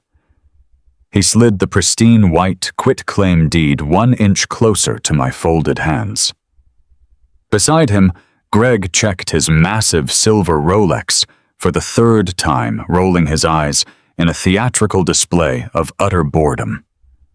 Sarah simply offered me that familiar, pitying smile, fully expecting me to finally bow my head, pick up the pen, and surrender my entire family legacy. I unclasped my hands and slowly reached out toward the center of the table. A collective sigh of arrogant relief washed over the opposing side of the room. They genuinely believed their coordinated psychological assault had finally broken my spirit. My calloused fingertips brushed against the thick legal paper. Instead of grasping the pen, I placed my palm flat against the document and firmly slid it all the way back across the glossy wood.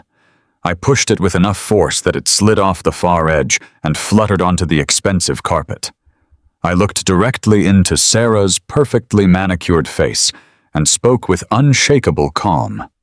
I am not signing away my father's property, Sarah. Not today. Not tomorrow. Not ever. The condescending smirk vanished from her face so fast it looked as though she had been physically struck. Greg slammed his open palm violently against the table, his carefully constructed facade of the benevolent church elder shattering in an instant. He leaned forward, his face flushing a deep crimson, his voice rising into a furious shout. Before he could unleash whatever vicious threat was building in his throat, the heavy oak doors of the corner conference room swung wide open. The sudden noise echoed like a gunshot. Harrison Caldwell strode into the room. He was no longer wearing the unassuming blue uniform of the municipal courier from the country club gala. Today, the retired estate lawyer wore a sharply tailored charcoal gray suit, carrying a worn but incredibly formidable leather briefcase. He radiated absolute, unyielding professional authority. The senior attorney shot up from his plush leather chair, his face twisting in genuine outrage as he aggressively demanded to know who had authorized this blatant intrusion into a private legal mediation. Harrison ignored his frantic barking entirely. He walked with measured, confident steps to the empty chair directly beside my right shoulder. He placed his heavy leather briefcase onto the mahogany table, snapped the brass locks open, and formally introduced himself as my official legal counsel. The opposing lawyer scoffed loudly, attempting to instantly dismiss Harrison as a desperate delay tactic. But Harrison remained completely unfazed by the corporate posturing. He reached into the briefcase and retrieved the thin manila folder I had painstakingly assembled. With absolute surgical precision, Harrison extracted 5 thick pages of heavily stamped legal parchment. He did not raise his voice. He simply slid the executed notarized trust documents smoothly across the long table. They glided perfectly over the polished wood and came to a dead stop right in front of the senior attorney's hands. "I highly invite you to review the foundational bedrock deed for the property in question," Harrison stated, his voice ringing with a cold, lethal confidence that instantly sucked the remaining oxygen right out of the room. The senior attorney snatched the papers, his eyes darting rapidly across the dense, complex legal text. I did not wait for the panicked lawyer to interpret the massive disaster for his wealthy clients. I turned my attention directly to Greg, leaning forward to ensure my voice carried maximum physical weight.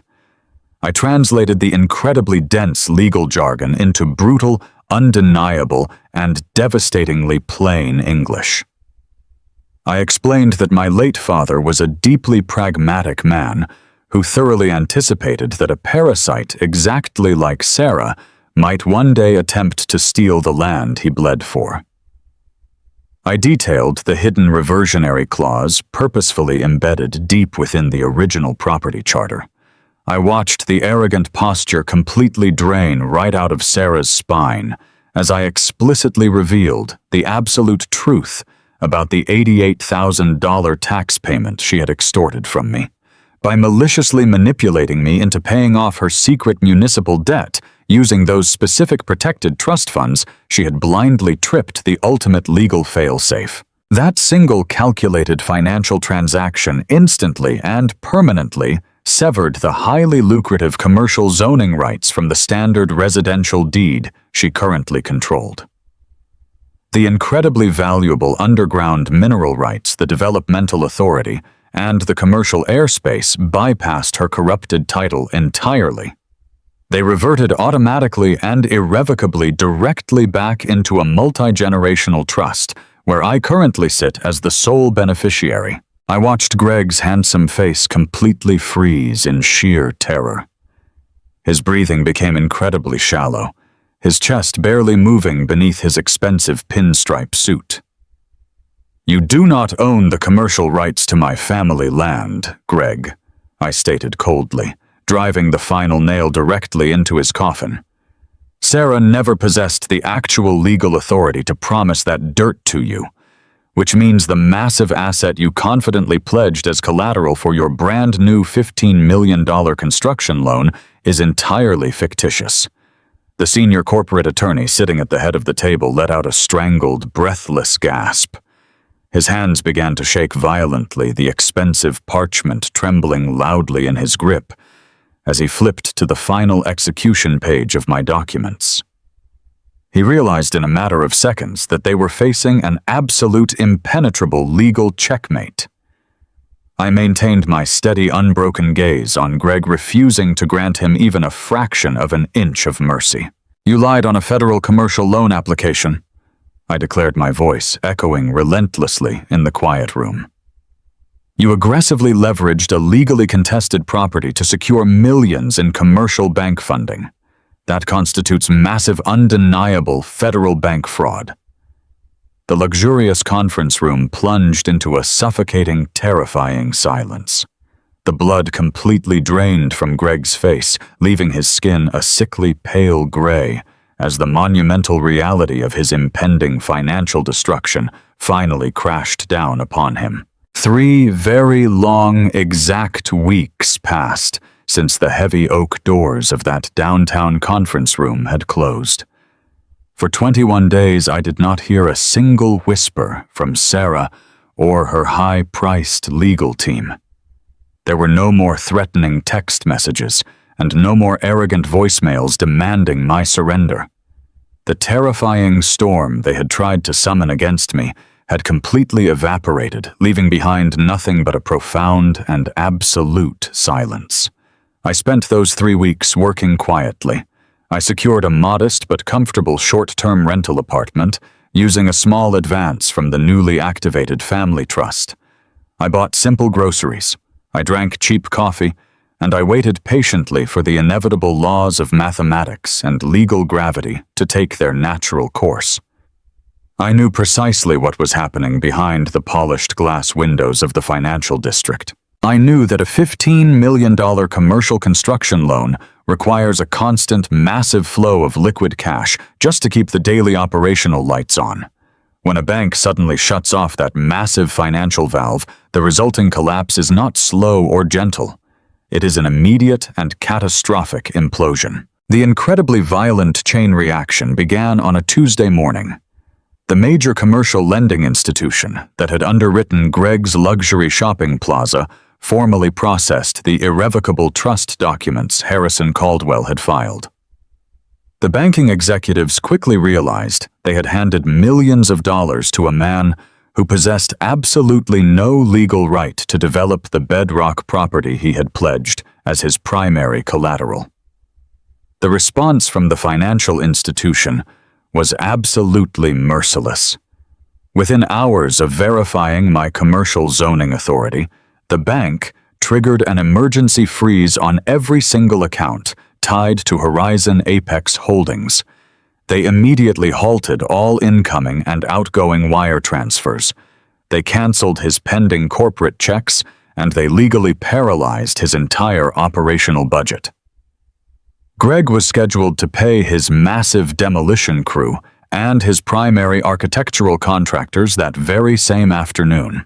When his payments suddenly bounced across the city, the carefully constructed illusion of his unstoppable commercial empire began to shatter. By early Wednesday morning, the bank had dispatched a ruthless team of forensic accountants to tear through Greg's corporate ledgers. What they discovered hidden beneath his expensive tailored suits and his pious church elder persona was a staggering labyrinth of severe financial mismanagement. Greg was not a brilliant real estate visionary. He was a desperate, incredibly reckless gambler playing a massive shell game with other people's money. The auditors uncovered years of deeply fraudulent activity. Greg had been quietly taking massive loans from one commercial project just to cover the wildly mounting debts of another. His entire business model relied entirely on securing the next big property acquisition to hide the bleeding losses of the last one. My family land was supposed to be his ultimate salvation. He had desperately needed that $30 million commercial plaza buyout to plug a massive $15 million hole in his fraudulent books. By legally severing those commercial rights and locking them safely inside my father's irrevocable trust, I had not merely stopped a bulldozer. I had actively pulled the final supporting pillar out from under his massive house of cards. The absolute stunning physical manifestation of his utter ruin arrived on Friday afternoon. I was sitting at a small corner table in my favorite local diner, quietly eating a hot turkey sandwich when my mobile phone buzzed with a message from Harrison.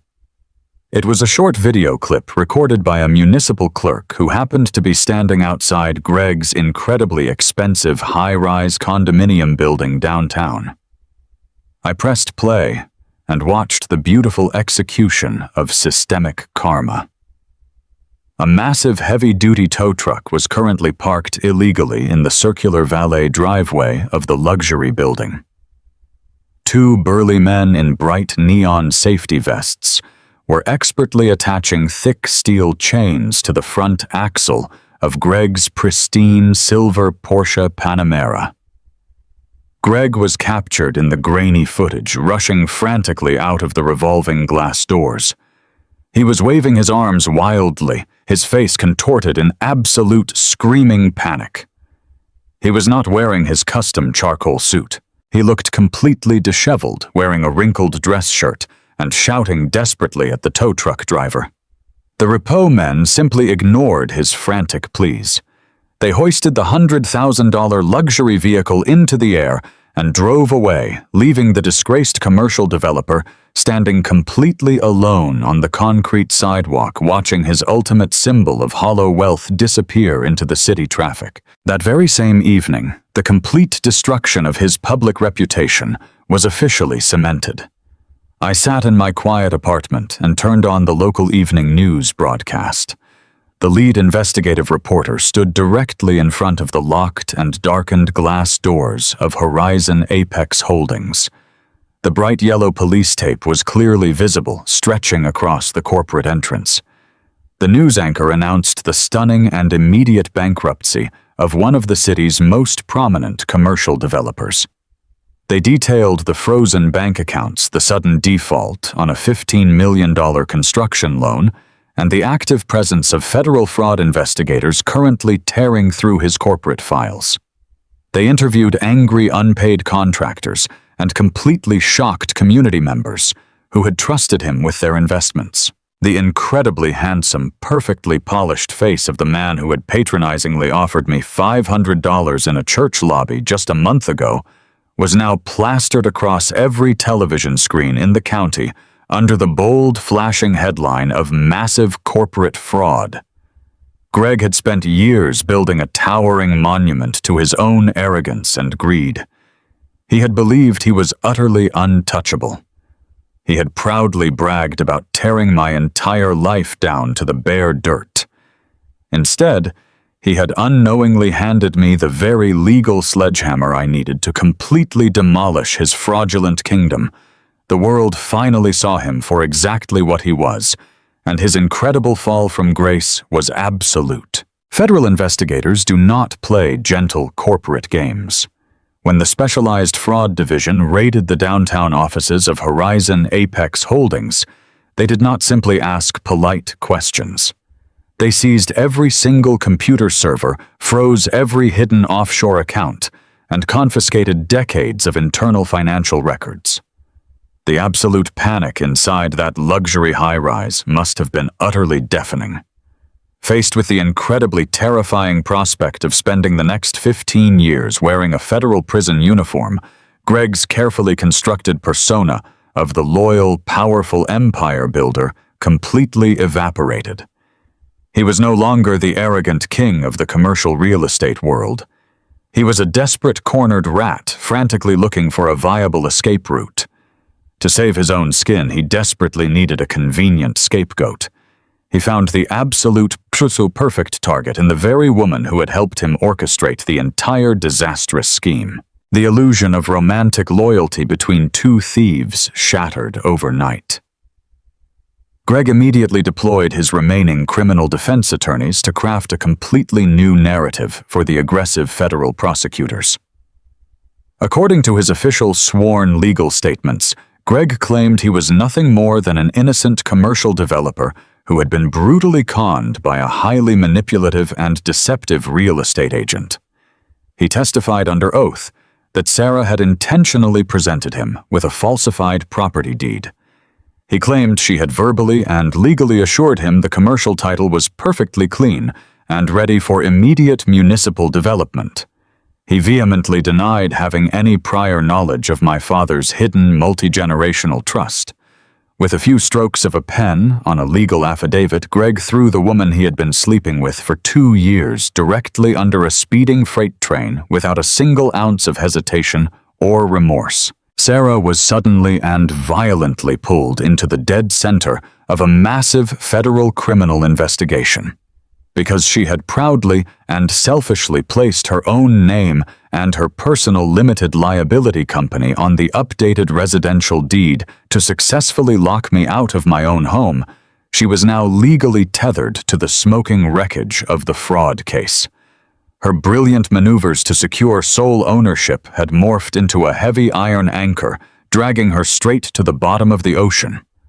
Furthermore, the county tax authorities proactively reopened their extensive files. Because a federal judge officially deemed the initial transfer of my father's $88,000 a direct product of marital extortion, the court ordered the municipal government to refund that exact amount directly back into my protected family trust. That specific legal reversal was absolutely devastating for my ex-wife. It immediately reinstated the massive suffocating tax lien directly onto her shoulders. The hidden debts she had accumulated over years of reckless luxury spending, along with staggering new municipal penalties and aggressive interest rates, were now fully and exclusively in her name. The financial devastation was incredibly swift, but the resulting social execution was absolutely merciless.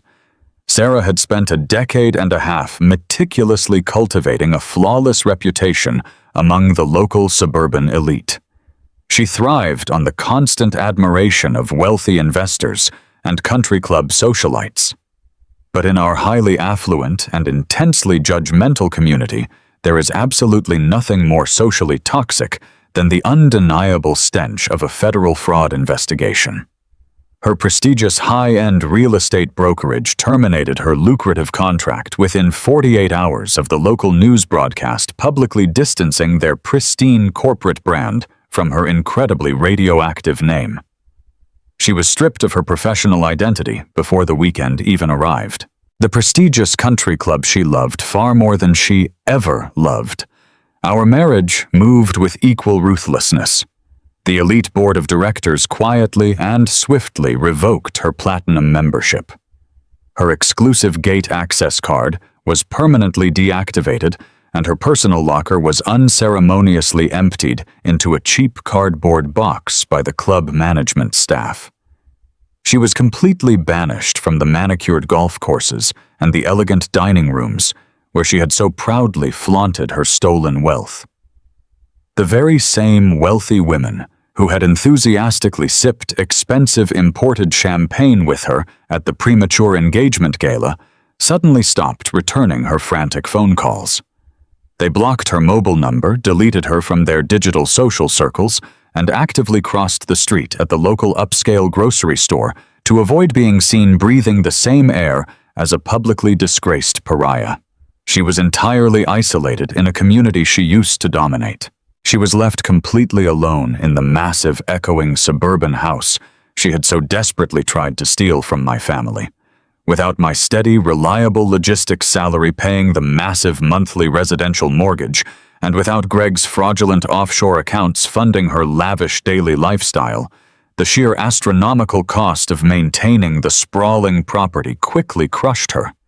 She could no longer afford the basic utilities, let alone the expensive landscaping and the premium maintenance services she had always demanded. The relentless collection agencies began calling her phone constantly at all hours of the day and night. The financial institutions moved in with brutal calculating efficiency.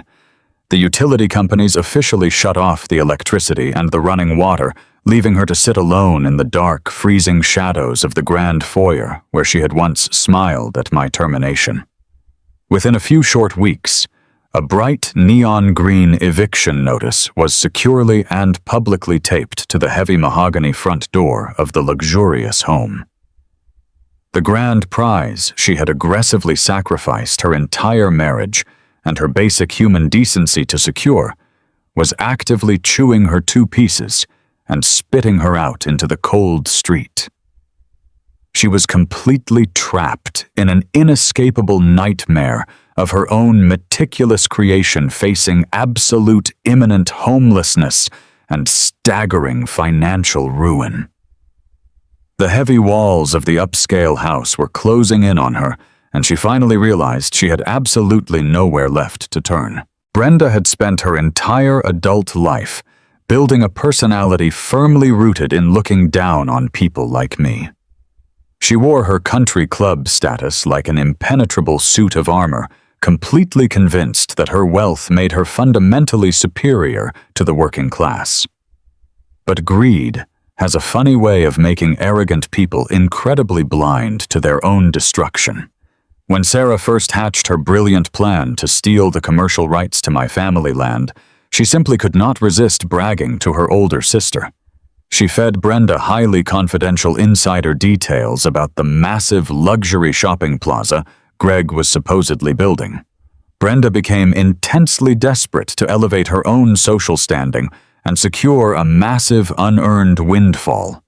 She secretly liquidated her entire retirement portfolio without a second thought. She took out a massive secondary mortgage on her pristine suburban home and enthusiastically wired every single dollar she could access directly into Greg's fraudulent holding company. She signed on as an early-stage silent investor, firmly believing she was getting in on the ground floor of a guaranteed $30 million payout. But when the federal investigators suddenly froze Greg's corporate assets and publicly exposed his monumental bank fraud, Brenda did not just lose a casual side investment. She lost her absolute life savings in a matter of seconds. The horrific realization that she was completely broke tore through her carefully curated life like a violent tornado. There is absolutely no loyalty among thieves when the stolen money finally disappears.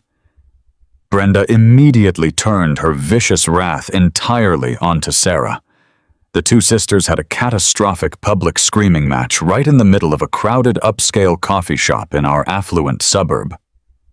Brenda openly accused Sarah of intentionally setting her up to be a sacrificial lamb. She shrieked that Sarah had ruined their family name and dragged them both into permanent federal disgrace. Sarah screamed right back at her, loudly blaming Brenda for being greedy and stupid enough to hand over her life savings without signing proper legal contracts or demanding a formal audit. The toxic family alliance that had confidently ambushed me in the church lobby just weeks earlier completely disintegrated into ugly, bitter hatred. Because all of her money was permanently locked inside a seized federal evidence account, Brenda was forced to put her beautiful designer house on the market at a massive financial loss just to avoid immediate foreclosure. She had to pack her expensive clothes into garbage bags and move into a tiny rundown apartment on the very edge of the city.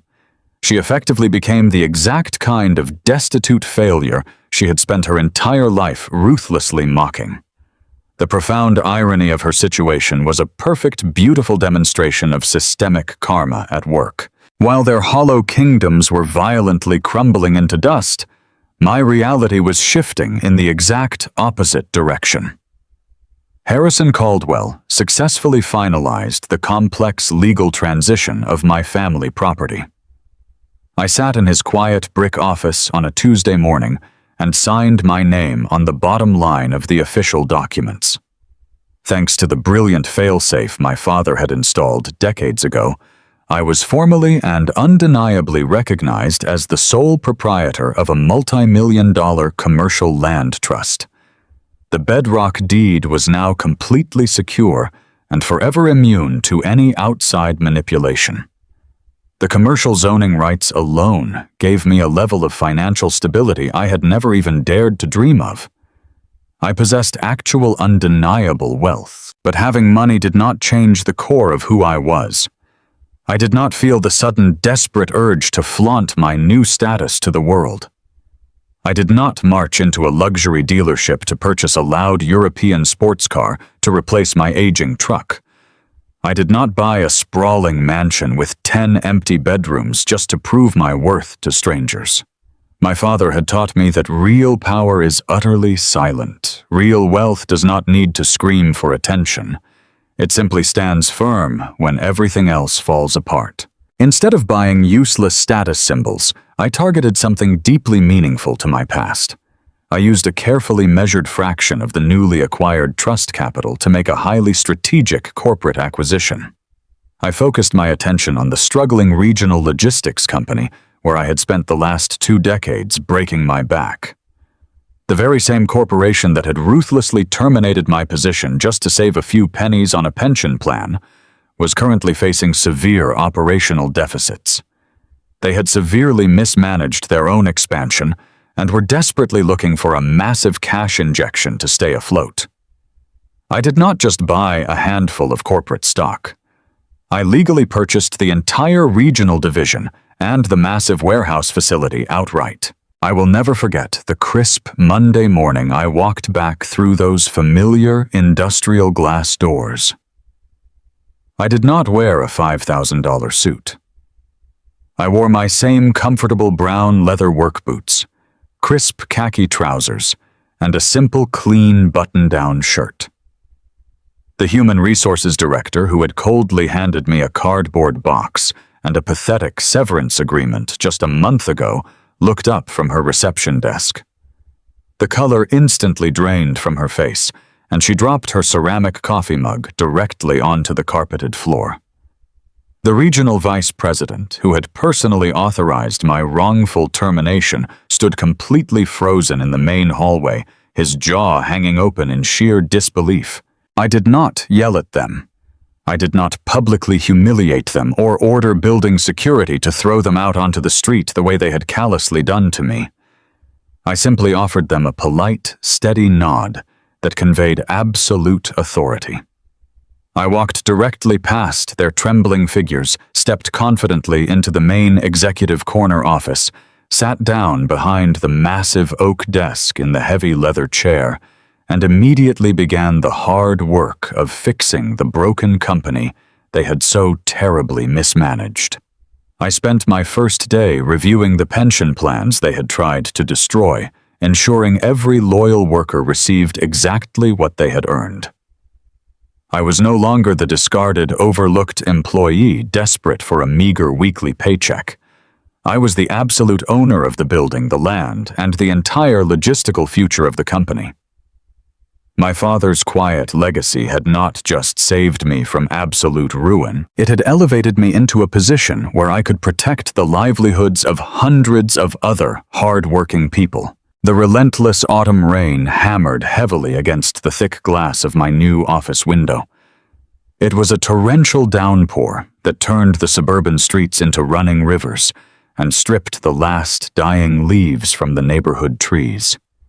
I sat comfortably behind a solid oak desk inside the modest 3-bedroom house I had purchased outright just 2 months prior. The funds had been legally and cleanly dispersed from the family trust, allowing me to build a quiet sanctuary completely isolated from the toxic high society circles I had finally escaped.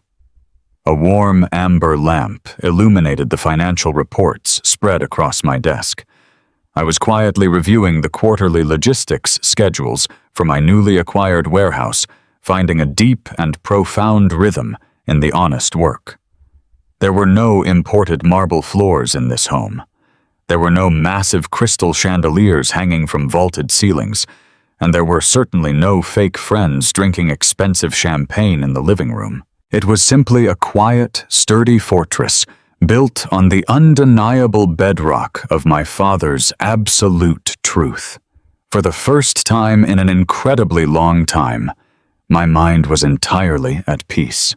The rhythmic drumming of the storm was abruptly broken by a series of frantic, heavy thuds echoing from the front of the house. Someone was desperately pounding on my solid wooden front door. I paused, my pen hovering directly over a shipping manifest. My new address was completely unlisted, known only to my legal counsel and the senior operational staff at my logistics firm. I stood up slowly, the warm hardwood floor solid beneath my feet, and walked down the short hallway. The aggressive knocking continued, growing increasingly panicked with every passing second. I reached the entryway, turned the deadbolt, and pulled the heavy door inward, fully expecting to find a stranded motorist or a delivery driver caught in the vicious weather. The freezing wind immediately swept into the warm foyer, carrying thick sheets of freezing rain. Standing directly under the flickering amber porch light was a completely unrecognizable figure. It took my brain a full 3 seconds to process the identity of the shivering, desperate woman standing on my welcome mat. It was Sarah. The flawless, arrogant real estate queen who had confidently laughed in my face and gleefully thrown me out onto the street just months earlier had been utterly demolished by the brutal consequences of her own actions. She was soaked to the bone. Her expensive designer trench coat was heavily saturated and clinging awkwardly to her shivering frame. The immaculate, expensive blonde highlights she had spent thousands of dollars maintaining were plastered against her pale cheeks in wet, tangled strands. Her makeup was entirely ruined, running down her face in dark, muddy streaks. She looked up at me with wide, bloodshot eyes that were frantically searching for a single shred of the unconditional mercy she had previously treated like a pathetic weakness. "Thomas, please," she gasped, her voice violently trembling against the roaring backdrop of the storm. "Please let me inside. I am so terribly cold and I have absolutely nowhere else to go." I did not step aside to welcome her into my home. I stood firmly in the doorway, my physical posture creating an unyielding barrier between her chaotic ruin and my hard-earned peace. The freezing rain blew sideways onto the porch, violently lashing against her shoulders, but I felt absolutely no emotional urge to pull her out of the storm. "They took the house, Thomas," she sobbed, wrapping her arms tightly around her own torso. "The bank officially foreclosed on the property yesterday morning. The county authorities froze my personal checking accounts to cover those massive municipal tax penalties. I spent the last 3 nights sleeping in the back seat of a cheap rental car because every single person I know completely blocked my phone number." She reached out with a trembling, freezing hand, attempting to grasp the fabric of my cotton shirt. I smoothly took a half-step backward, allowing her desperate fingers to grasp absolutely nothing but empty air. The physical rejection caused a fresh wave of hysterical tears to spill from her ruined eyes. She immediately launched into the exact same manipulative theatrical performance she had utilized so effectively in the church lobby. But this time she was desperately trying to play the tragic victim of a completely different villain. "It was all Greg," she cried, her voice cracking with manufactured desperation. "You have to believe me. He completely brainwashed me, Thomas. He fed me constant lies about our financial future and manipulated my professional ambition. He convinced me that you were holding me back, and he aggressively pressured me into changing the property deed. I was blinded by his horrible influence. He controlled every single aspect of that commercial real estate deal, and he forced me to go along with the eviction. I never actually wanted to hurt you. I was just so horribly confused and terrified of losing everything." Her desperate sobbing monologue was a spectacular display of calculated survival. Even now, standing completely destitute in the freezing rain, she was instinctively trying to rewrite the established history of her own malicious betrayal. She was actively attempting to shift the entire burden of her immense guilt onto the shoulders of the man who had just publicly ruined her. She genuinely believed that if she cried hard enough, if she looked pathetic and entirely broken enough in front of my door, she could somehow effortlessly reactivate the incredibly loyal, overly forgiving, and painfully naive husband she had so casually discarded just a few short months ago. She thought she could easily step right out of the freezing consequences of her greed and walk back into the warm, secure financial fortress I had just finished building. I stood quietly on the completely dry side of my porch, safely protected from the bitter winds, and simply watched her continue to weep helplessly into the dark, cold, and unforgiving rain. The freezing wind whipped across the porch, driving sheets of rain into the brick exterior of my home. Sarah stood shivering under the amber light with her ruined designer coat clinging to her shoulders. She looked absolutely pathetic, but my heart remained entirely steady. I did not feel a single ounce of the desperate, agonizing love that used to bind me to her.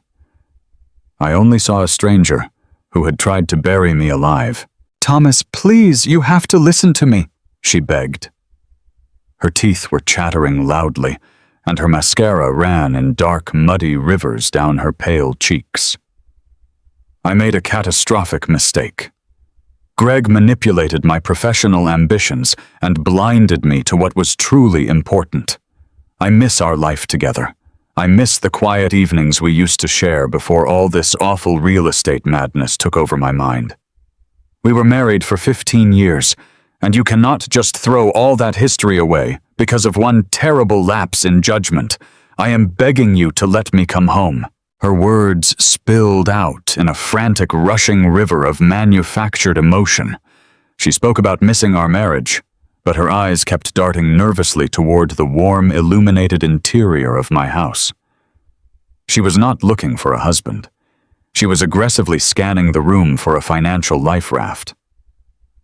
She continued to weep loudly, wiping her wet face with trembling hands, while stepping an inch closer to the threshold. "I just need a safe place to stay," she pleaded, her voice cracking perfectly on cue.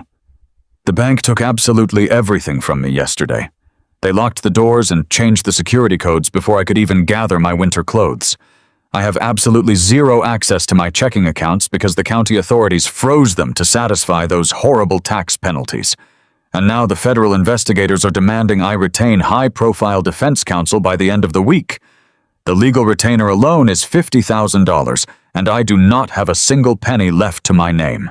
The thin, fragile veneer of her romantic apology instantly evaporated. The undeniable truth of her visit laid completely bare on my welcome mat. She did not drive through a torrential downpour to salvage a broken relationship. She came because she was cornered by federal prosecutors and desperately needed my new trust fund to pay her massive legal bills. She wanted me to finance her defense against the very fraud she committed while trying to steal my family legacy. "You have that massive commercial trust now, Thomas." She continued, her tone shifting from a sorrowful cry into a rapid, desperate negotiation. "You have more money than we ever dreamed possible. $50,000 is absolutely nothing to you right now. It is a tiny drop in the bucket. You can easily write a check to my defense attorney tomorrow morning and save me from going to federal prison. You are a good Christian man. You are a forgiving person. You promised to protect me when we stood at the altar, and I am completely begging you to honor that vow." I stood perfectly still and allowed her frantic words to echo into the cold night air. A year ago, seeing my wife crying and shivering in the rain would have completely broken my resolve. I would have wrapped my arms around her, brought her inside, and sacrificed my own well-being to shield her from the storm. But the man who would have saved her died the exact moment she smiled at my termination and handed me over to the police. I looked at her with absolute surgical detachment. I did not raise my voice. I did not clench my fists in anger. The overwhelming peace I felt in my chest was absolute and unbreakable. Sarah finally stopped talking.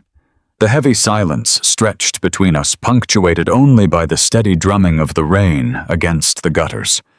She stared up at me with wide, terrified eyes, waiting for the familiar warmth of my forgiveness to wash over her. She expected me to fold. She expected the quiet, unambitious logistics manager she had controlled for 15 years to simply nod and write the check. "You do not miss our life together, Sarah," I said quietly. My voice was incredibly calm and perfectly measured, carrying the heavy, lethal weight of absolute truth. "You miss the comfortable financial safety net I provided while you actively searched for a better, wealthy alternative. You do not regret tearing my heart to pieces. You only regret that the massive golden parachute you boldly jumped out of the airplane with turned out to be completely full of holes." She gasped softly and took a tiny step backward, visibly shaken by the incredibly cold tone of my voice. "You stood in my foyer exactly 3 months ago." I continued, maintaining my steady, unblinking gaze. "You looked me directly in the eye on the absolute worst day of my professional career. I had just lost my job. I had just sacrificed my late father's entire life savings to protect you from a hidden tax disaster, and instead of showing a single ounce of human decency, you smiled. You proudly told me that I was a pathetic, dead weight. You explicitly stated that I had absolutely no ambition and that you had outgrown me a decade ago. You proudly declared that you were building a massive empire with a real man while I dragged a lunchbox to a dusty warehouse. "Thomas, please do not do this," she whimpered violently, wrapping her arms around her chest. "I was wrong. I was so incredibly wrong about everything." "You were incredibly wrong about the property deed," I corrected her sharply, refusing to let her escape the reality of her own choices. "You were completely wrong about your ability to outsmart a blue-collar worker. But you were absolutely right about one specific thing. We are operating on 2 entirely different levels of society. You wanted to play in the deep waters of luxury real estate and commercial acquisitions. You wanted to run with predatory wolves who build empires out of lies and stolen equity. I am just the dead weight you finally managed to cut loose." She began to sob uncontrollably, shaking her head in a desperate, frantic denial. I simply watched her perform. You demanded a clean break to build your glorious new life, I said smoothly, my voice completely devoid of any sympathy. Now you get to experience the absolute reality of that glorious life. I am not your husband anymore, Sarah. I am not your financial safety net, and I am certainly not the bank you can casually rob to fund your federal legal defense. Your debts are entirely your own. Your criminal charges are entirely your own. You dug this massive, devastating pit with your own 2 hands, and now you get to sit at the very bottom of it alone. The reality of my words finally pierced her thick layer of manufactured desperation. Sarah stopped her frantic sobbing and stared at me, while the freezing rain beat against her ruined designer coat. The brilliant real estate broker who always had a calculated response was suddenly left completely speechless. She wrapped her shivering arms tighter around her torso, trying to hold her shattering world together. I watched her shoulders slump as the finality of my rejection settled deep into her bones. There were no more manipulative angles to exploit. She arrived expecting to find the easily controlled logistics manager she had dominated for 15 years. Instead, she found a man forged in the cold fire of her own ruthless betrayal. I reached into my tailored khaki trousers and pulled out my brown leather wallet. It was the exact same wallet I carried on that horrific Tuesday afternoon when I stood humiliated and destitute in a cheap motel lobby. Back then, it held exactly $34. Today, it was comfortably lined with the legitimate wealth generated by my restored family trust. I opened the soft leather fold and looked down at the crisp paper currency illuminated by the warm porch light. My mind flashed back to that agonizing Sunday morning in the church lobby.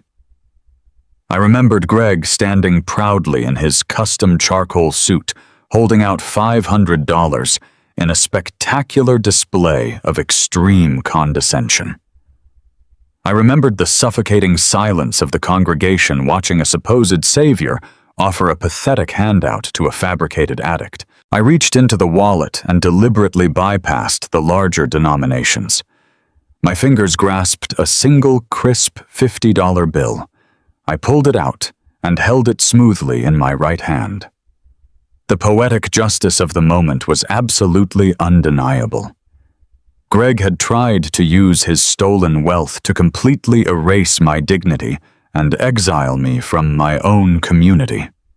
Now, his fraudulent empire was completely obliterated, and the woman he had conspired with was standing on my welcome mat begging for a financial life raft. I extended my arm forward, offering the green paper directly to my ex-wife. The freezing wind whipped across the porch, violently fluttering the corners of the bill in the empty space between us. Sarah looked down at the money and then slowly looked back up into my eyes. Her pale face twisted in a mixture of profound shock and deep, inescapable humiliation. She recognized the precise nature of the gesture immediately. It was not a generous offering to help her secure high-profile federal defense counsel. It was not a grand, sweeping pardon for her crimes.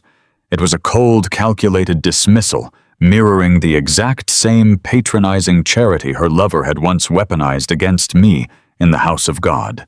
"Take this $50, Sarah," I said, my voice remaining perfectly steady and incredibly calm over the roaring sound of the autumn storm. "Walk down to the main intersection at the edge of this neighborhood and use this cash to call yourself a cab. Find a cheap motel room for the night and start looking for a public defender in the morning. Do not ever return to this property again. We have absolutely nothing left to discuss." She hesitated for a long, agonizing moment. Her pride aggressively battled her absolute desperation. A few months ago, she would have slapped the money away and screamed about her status. But she was no longer a Platinum Country Club member. She was a homeless, disgraced suspect in a federal bank fraud investigation, sleeping in a rented sedan. Her trembling hand reached forward through the freezing rain. Her wet fingers brushed against mine as she took the $50 bill. The physical exchange was incredibly brief, but it represented the final severing of our marriage. She clutched the money tightly against her chest, looking at me with total hollow defeat. She finally understood that the safe ground she destroyed was permanently gone. I did not offer her a polite farewell. I did not say another word. I simply stepped back into the warm, illuminated foyer of my home and carefully placed my hand on the solid edge of the heavy wooden door. I looked at her shivering figure, standing in the dark shadows of the porch one last time, before pushing the door forward. The thick wood swung smoothly on its hinges, cutting off my view of the woman who had tried to bury me alive. The heavy door closed with a very loud, satisfying click.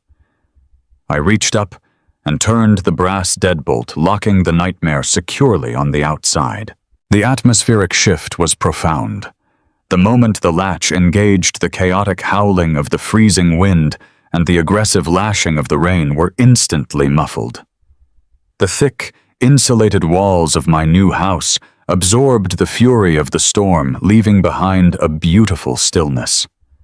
I stood in the quiet entryway for several minutes, simply breathing in the warm, clean air. My chest felt incredibly light. The massive, suffocating burden of Sarah's toxic manipulation and her endless, hollow greed was permanently lifted from my shoulders. I was entirely free. I walked back down the long hallway toward my comfortable home office. The soft amber light from my antique desk lamp cast a warm, inviting glow across the beautifully polished oak floorboards. The thick stacks of warehouse logistics reports were sitting exactly where I left them, waiting patiently for my full attention. Outside the glass window, the fierce autumn tempest continued to rage violently, tearing through the dark suburban streets and actively punishing anyone left out in the bitter cold. But inside my home, there were no storms. There was only absolute, unshakable peace and the profound silence of a man who finally reclaimed his own life. 6 months have passed since that bitter autumn storm washed the last traces of my old life away. The changing of the seasons brought a remarkable clarity to the city and an absolute reckoning for the people who had tried to destroy me. The federal justice system moves with a slow but incredibly crushing momentum. Greg is currently awaiting sentencing in a maximum security federal holding facility. His highly publicized trial stripped away every single layer of his arrogant facade. The prosecution presented an airtight case of massive corporate fraud, widespread embezzlement, and grand larceny. The local commercial real estate market completely erased his name from their history, tearing down his corporate signs and dissolving his remaining assets. He is facing up to 15 years behind bars.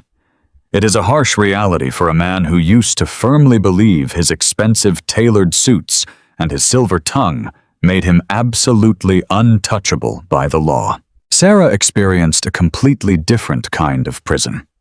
Without my steady income, and without Greg's stolen millions to fund her endless vanity, her descent into poverty was incredibly rapid.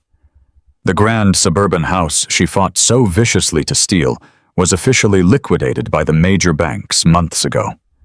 She currently lives in a cramped, incredibly noisy one-bedroom apartment positioned directly next to a busy commercial highway. I know this because I occasionally see her when I visit the large hardware store on that specific side of town. She is now working a minimum-wage retail job selling discount cosmetics and cheap perfumes at a local outdoor strip mall. The flawless designer clothes and the glittering diamond jewelry are completely gone, replaced by a faded polyester uniform and a cheap plastic name tag.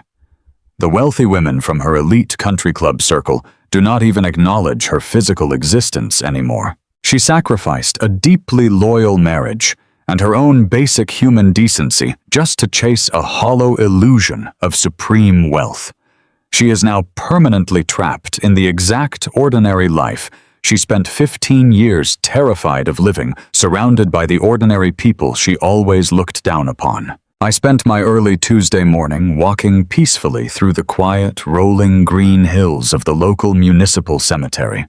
The crisp spring air was warm and smelled heavily of fresh-cut grass and damp earth. I carried a simple, beautiful bouquet of bright wildflowers and stopped quietly in front of a modest granite headstone. I stood over my father's resting place for a very long time, simply talking to him in the quiet morning light. I thanked him for his profound wisdom and his incredible foresight. He was a hard-working man who spent 40 years breathing heavy factory air and wiping industrial grease from his strong hands. He never needed the world to loudly applaud his daily accomplishments. He understood perfectly that true strength is completely silent, and that genuine wealth is measured solely by the unshakable integrity of a man's character. His $88,000 did not merely save my financial future. His brilliant protective legal trust actively shielded me from total ruin and completely neutralized the ruthless predators who tried to consume me. I stood by his grave and made a solemn, heartfelt promise to honor his quiet, blue-collar legacy for the rest of my natural life. My daily reality today looks absolutely nothing like the flashy, chaotic lifestyle Greg and Sarah tried to desperately build. I am now the sole proprietor of a highly lucrative commercial land trust and the absolute owner of a massive regional logistics corporation, but you would never know it by looking at my driveway. I still proudly drive my reliable 12-year-old Ford truck. I live in a comfortable 3-bedroom home with a large green backyard and absolutely no mortgage. I do not wear expensive imported watches or custom-tailored Italian suits. I wear clean denim cotton shirts and sturdy leather boots. My true wealth is completely invisible to the shallow, judgment-driven society that previously tried to cast me out.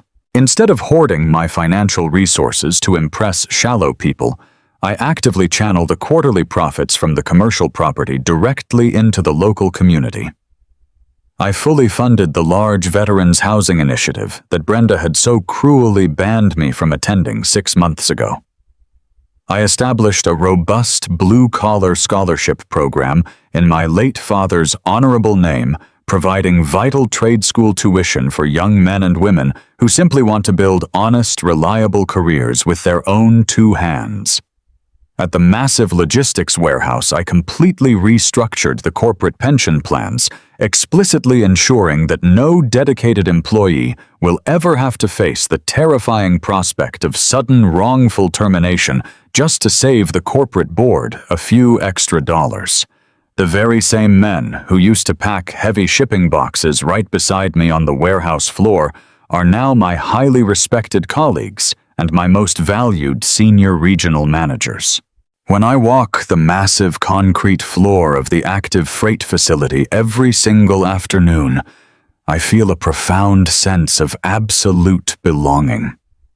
I am surrounded by honest, hard-working people who strive incredibly hard every day to provide for their growing families. The devastating betrayal I ultimately survived did not turn my heart bitter or cold. It completely burned away the highly toxic illusions I had been blindly living under for a decade and a half. It violently forced me to strip my entire existence down to the absolute bare bedrock and rebuild my foundation the correct way. I did not simply win a massive, complex legal battle or inherit a staggering fortune in commercial real estate. I won my freedom. I successfully reclaimed the unshakable personal dignity that my ex-wife desperately tried to steal from me. The terrible storm she brought to my front doorstep was heavily intended to wash me away completely. Instead, it aggressively washed away all the dirt and simply revealed the incredibly solid steel underneath. Looking back at the chaotic wreckage of the past year, I often find myself thinking about that very first afternoon in the grand foyer. I think about the exact moment the heavy cardboard box was resting against my chest, and the chilling smile that slowly spread across the face of the woman I loved.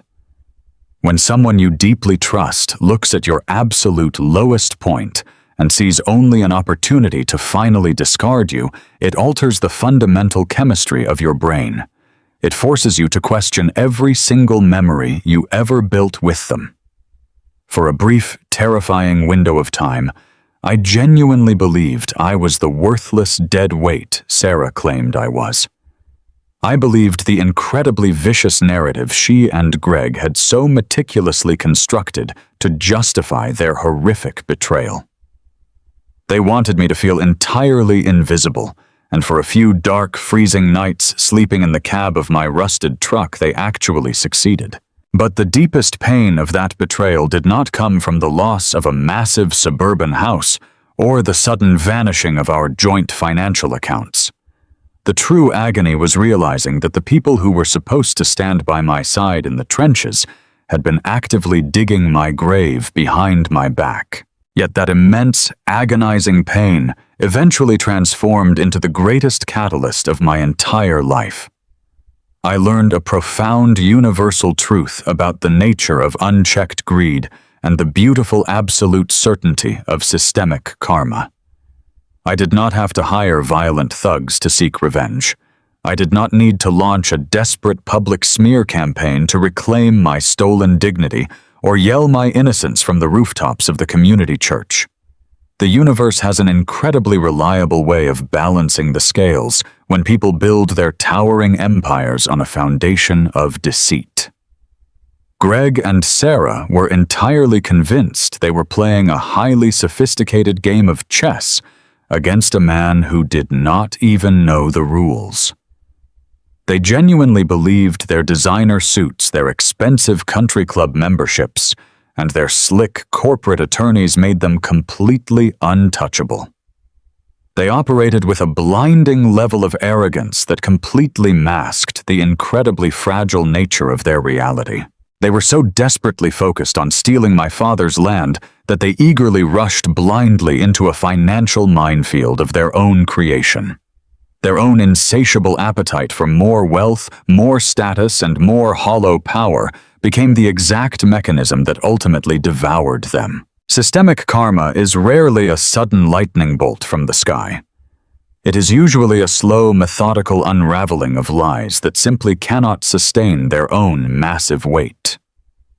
My former wife and her incredibly arrogant lover were not destroyed by any malicious action on my part. They were completely decimated by the basic, undeniable laws of gravity.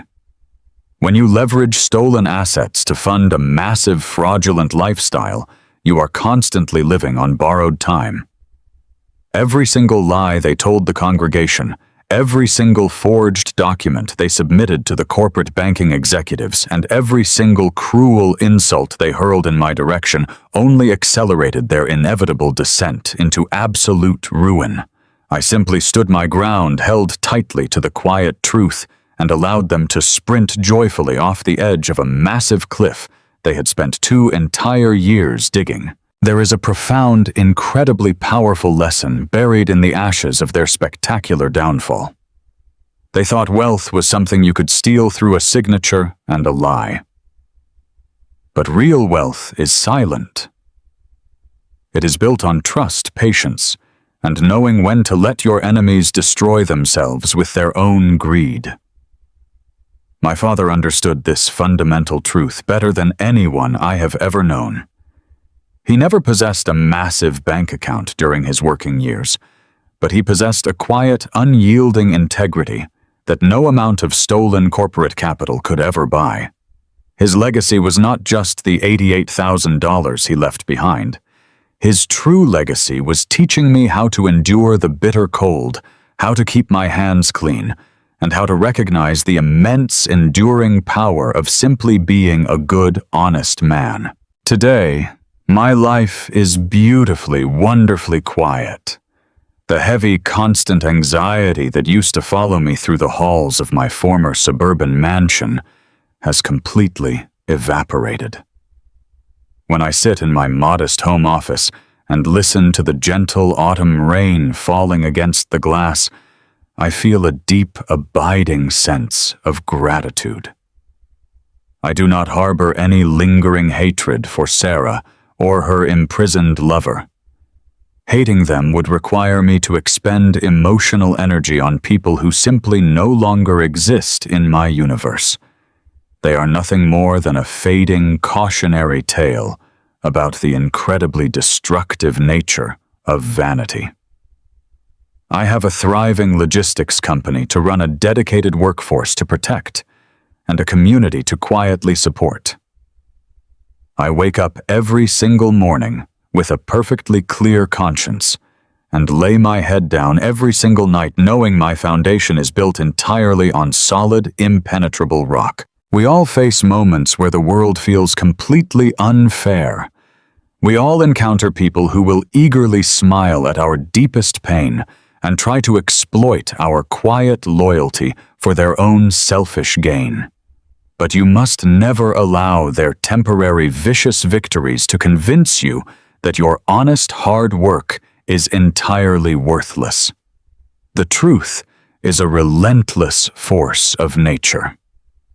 It may occasionally be buried under a mountain of expensive legal paperwork and carefully rehearsed social lies, but it will always eventually rise to the surface and demand an absolute reckoning. If you have ever had someone smile at your lowest moment only to watch them fall from their own arrogance, hit the like button. Share this story with someone who needs a reminder that the truth always wins in the end.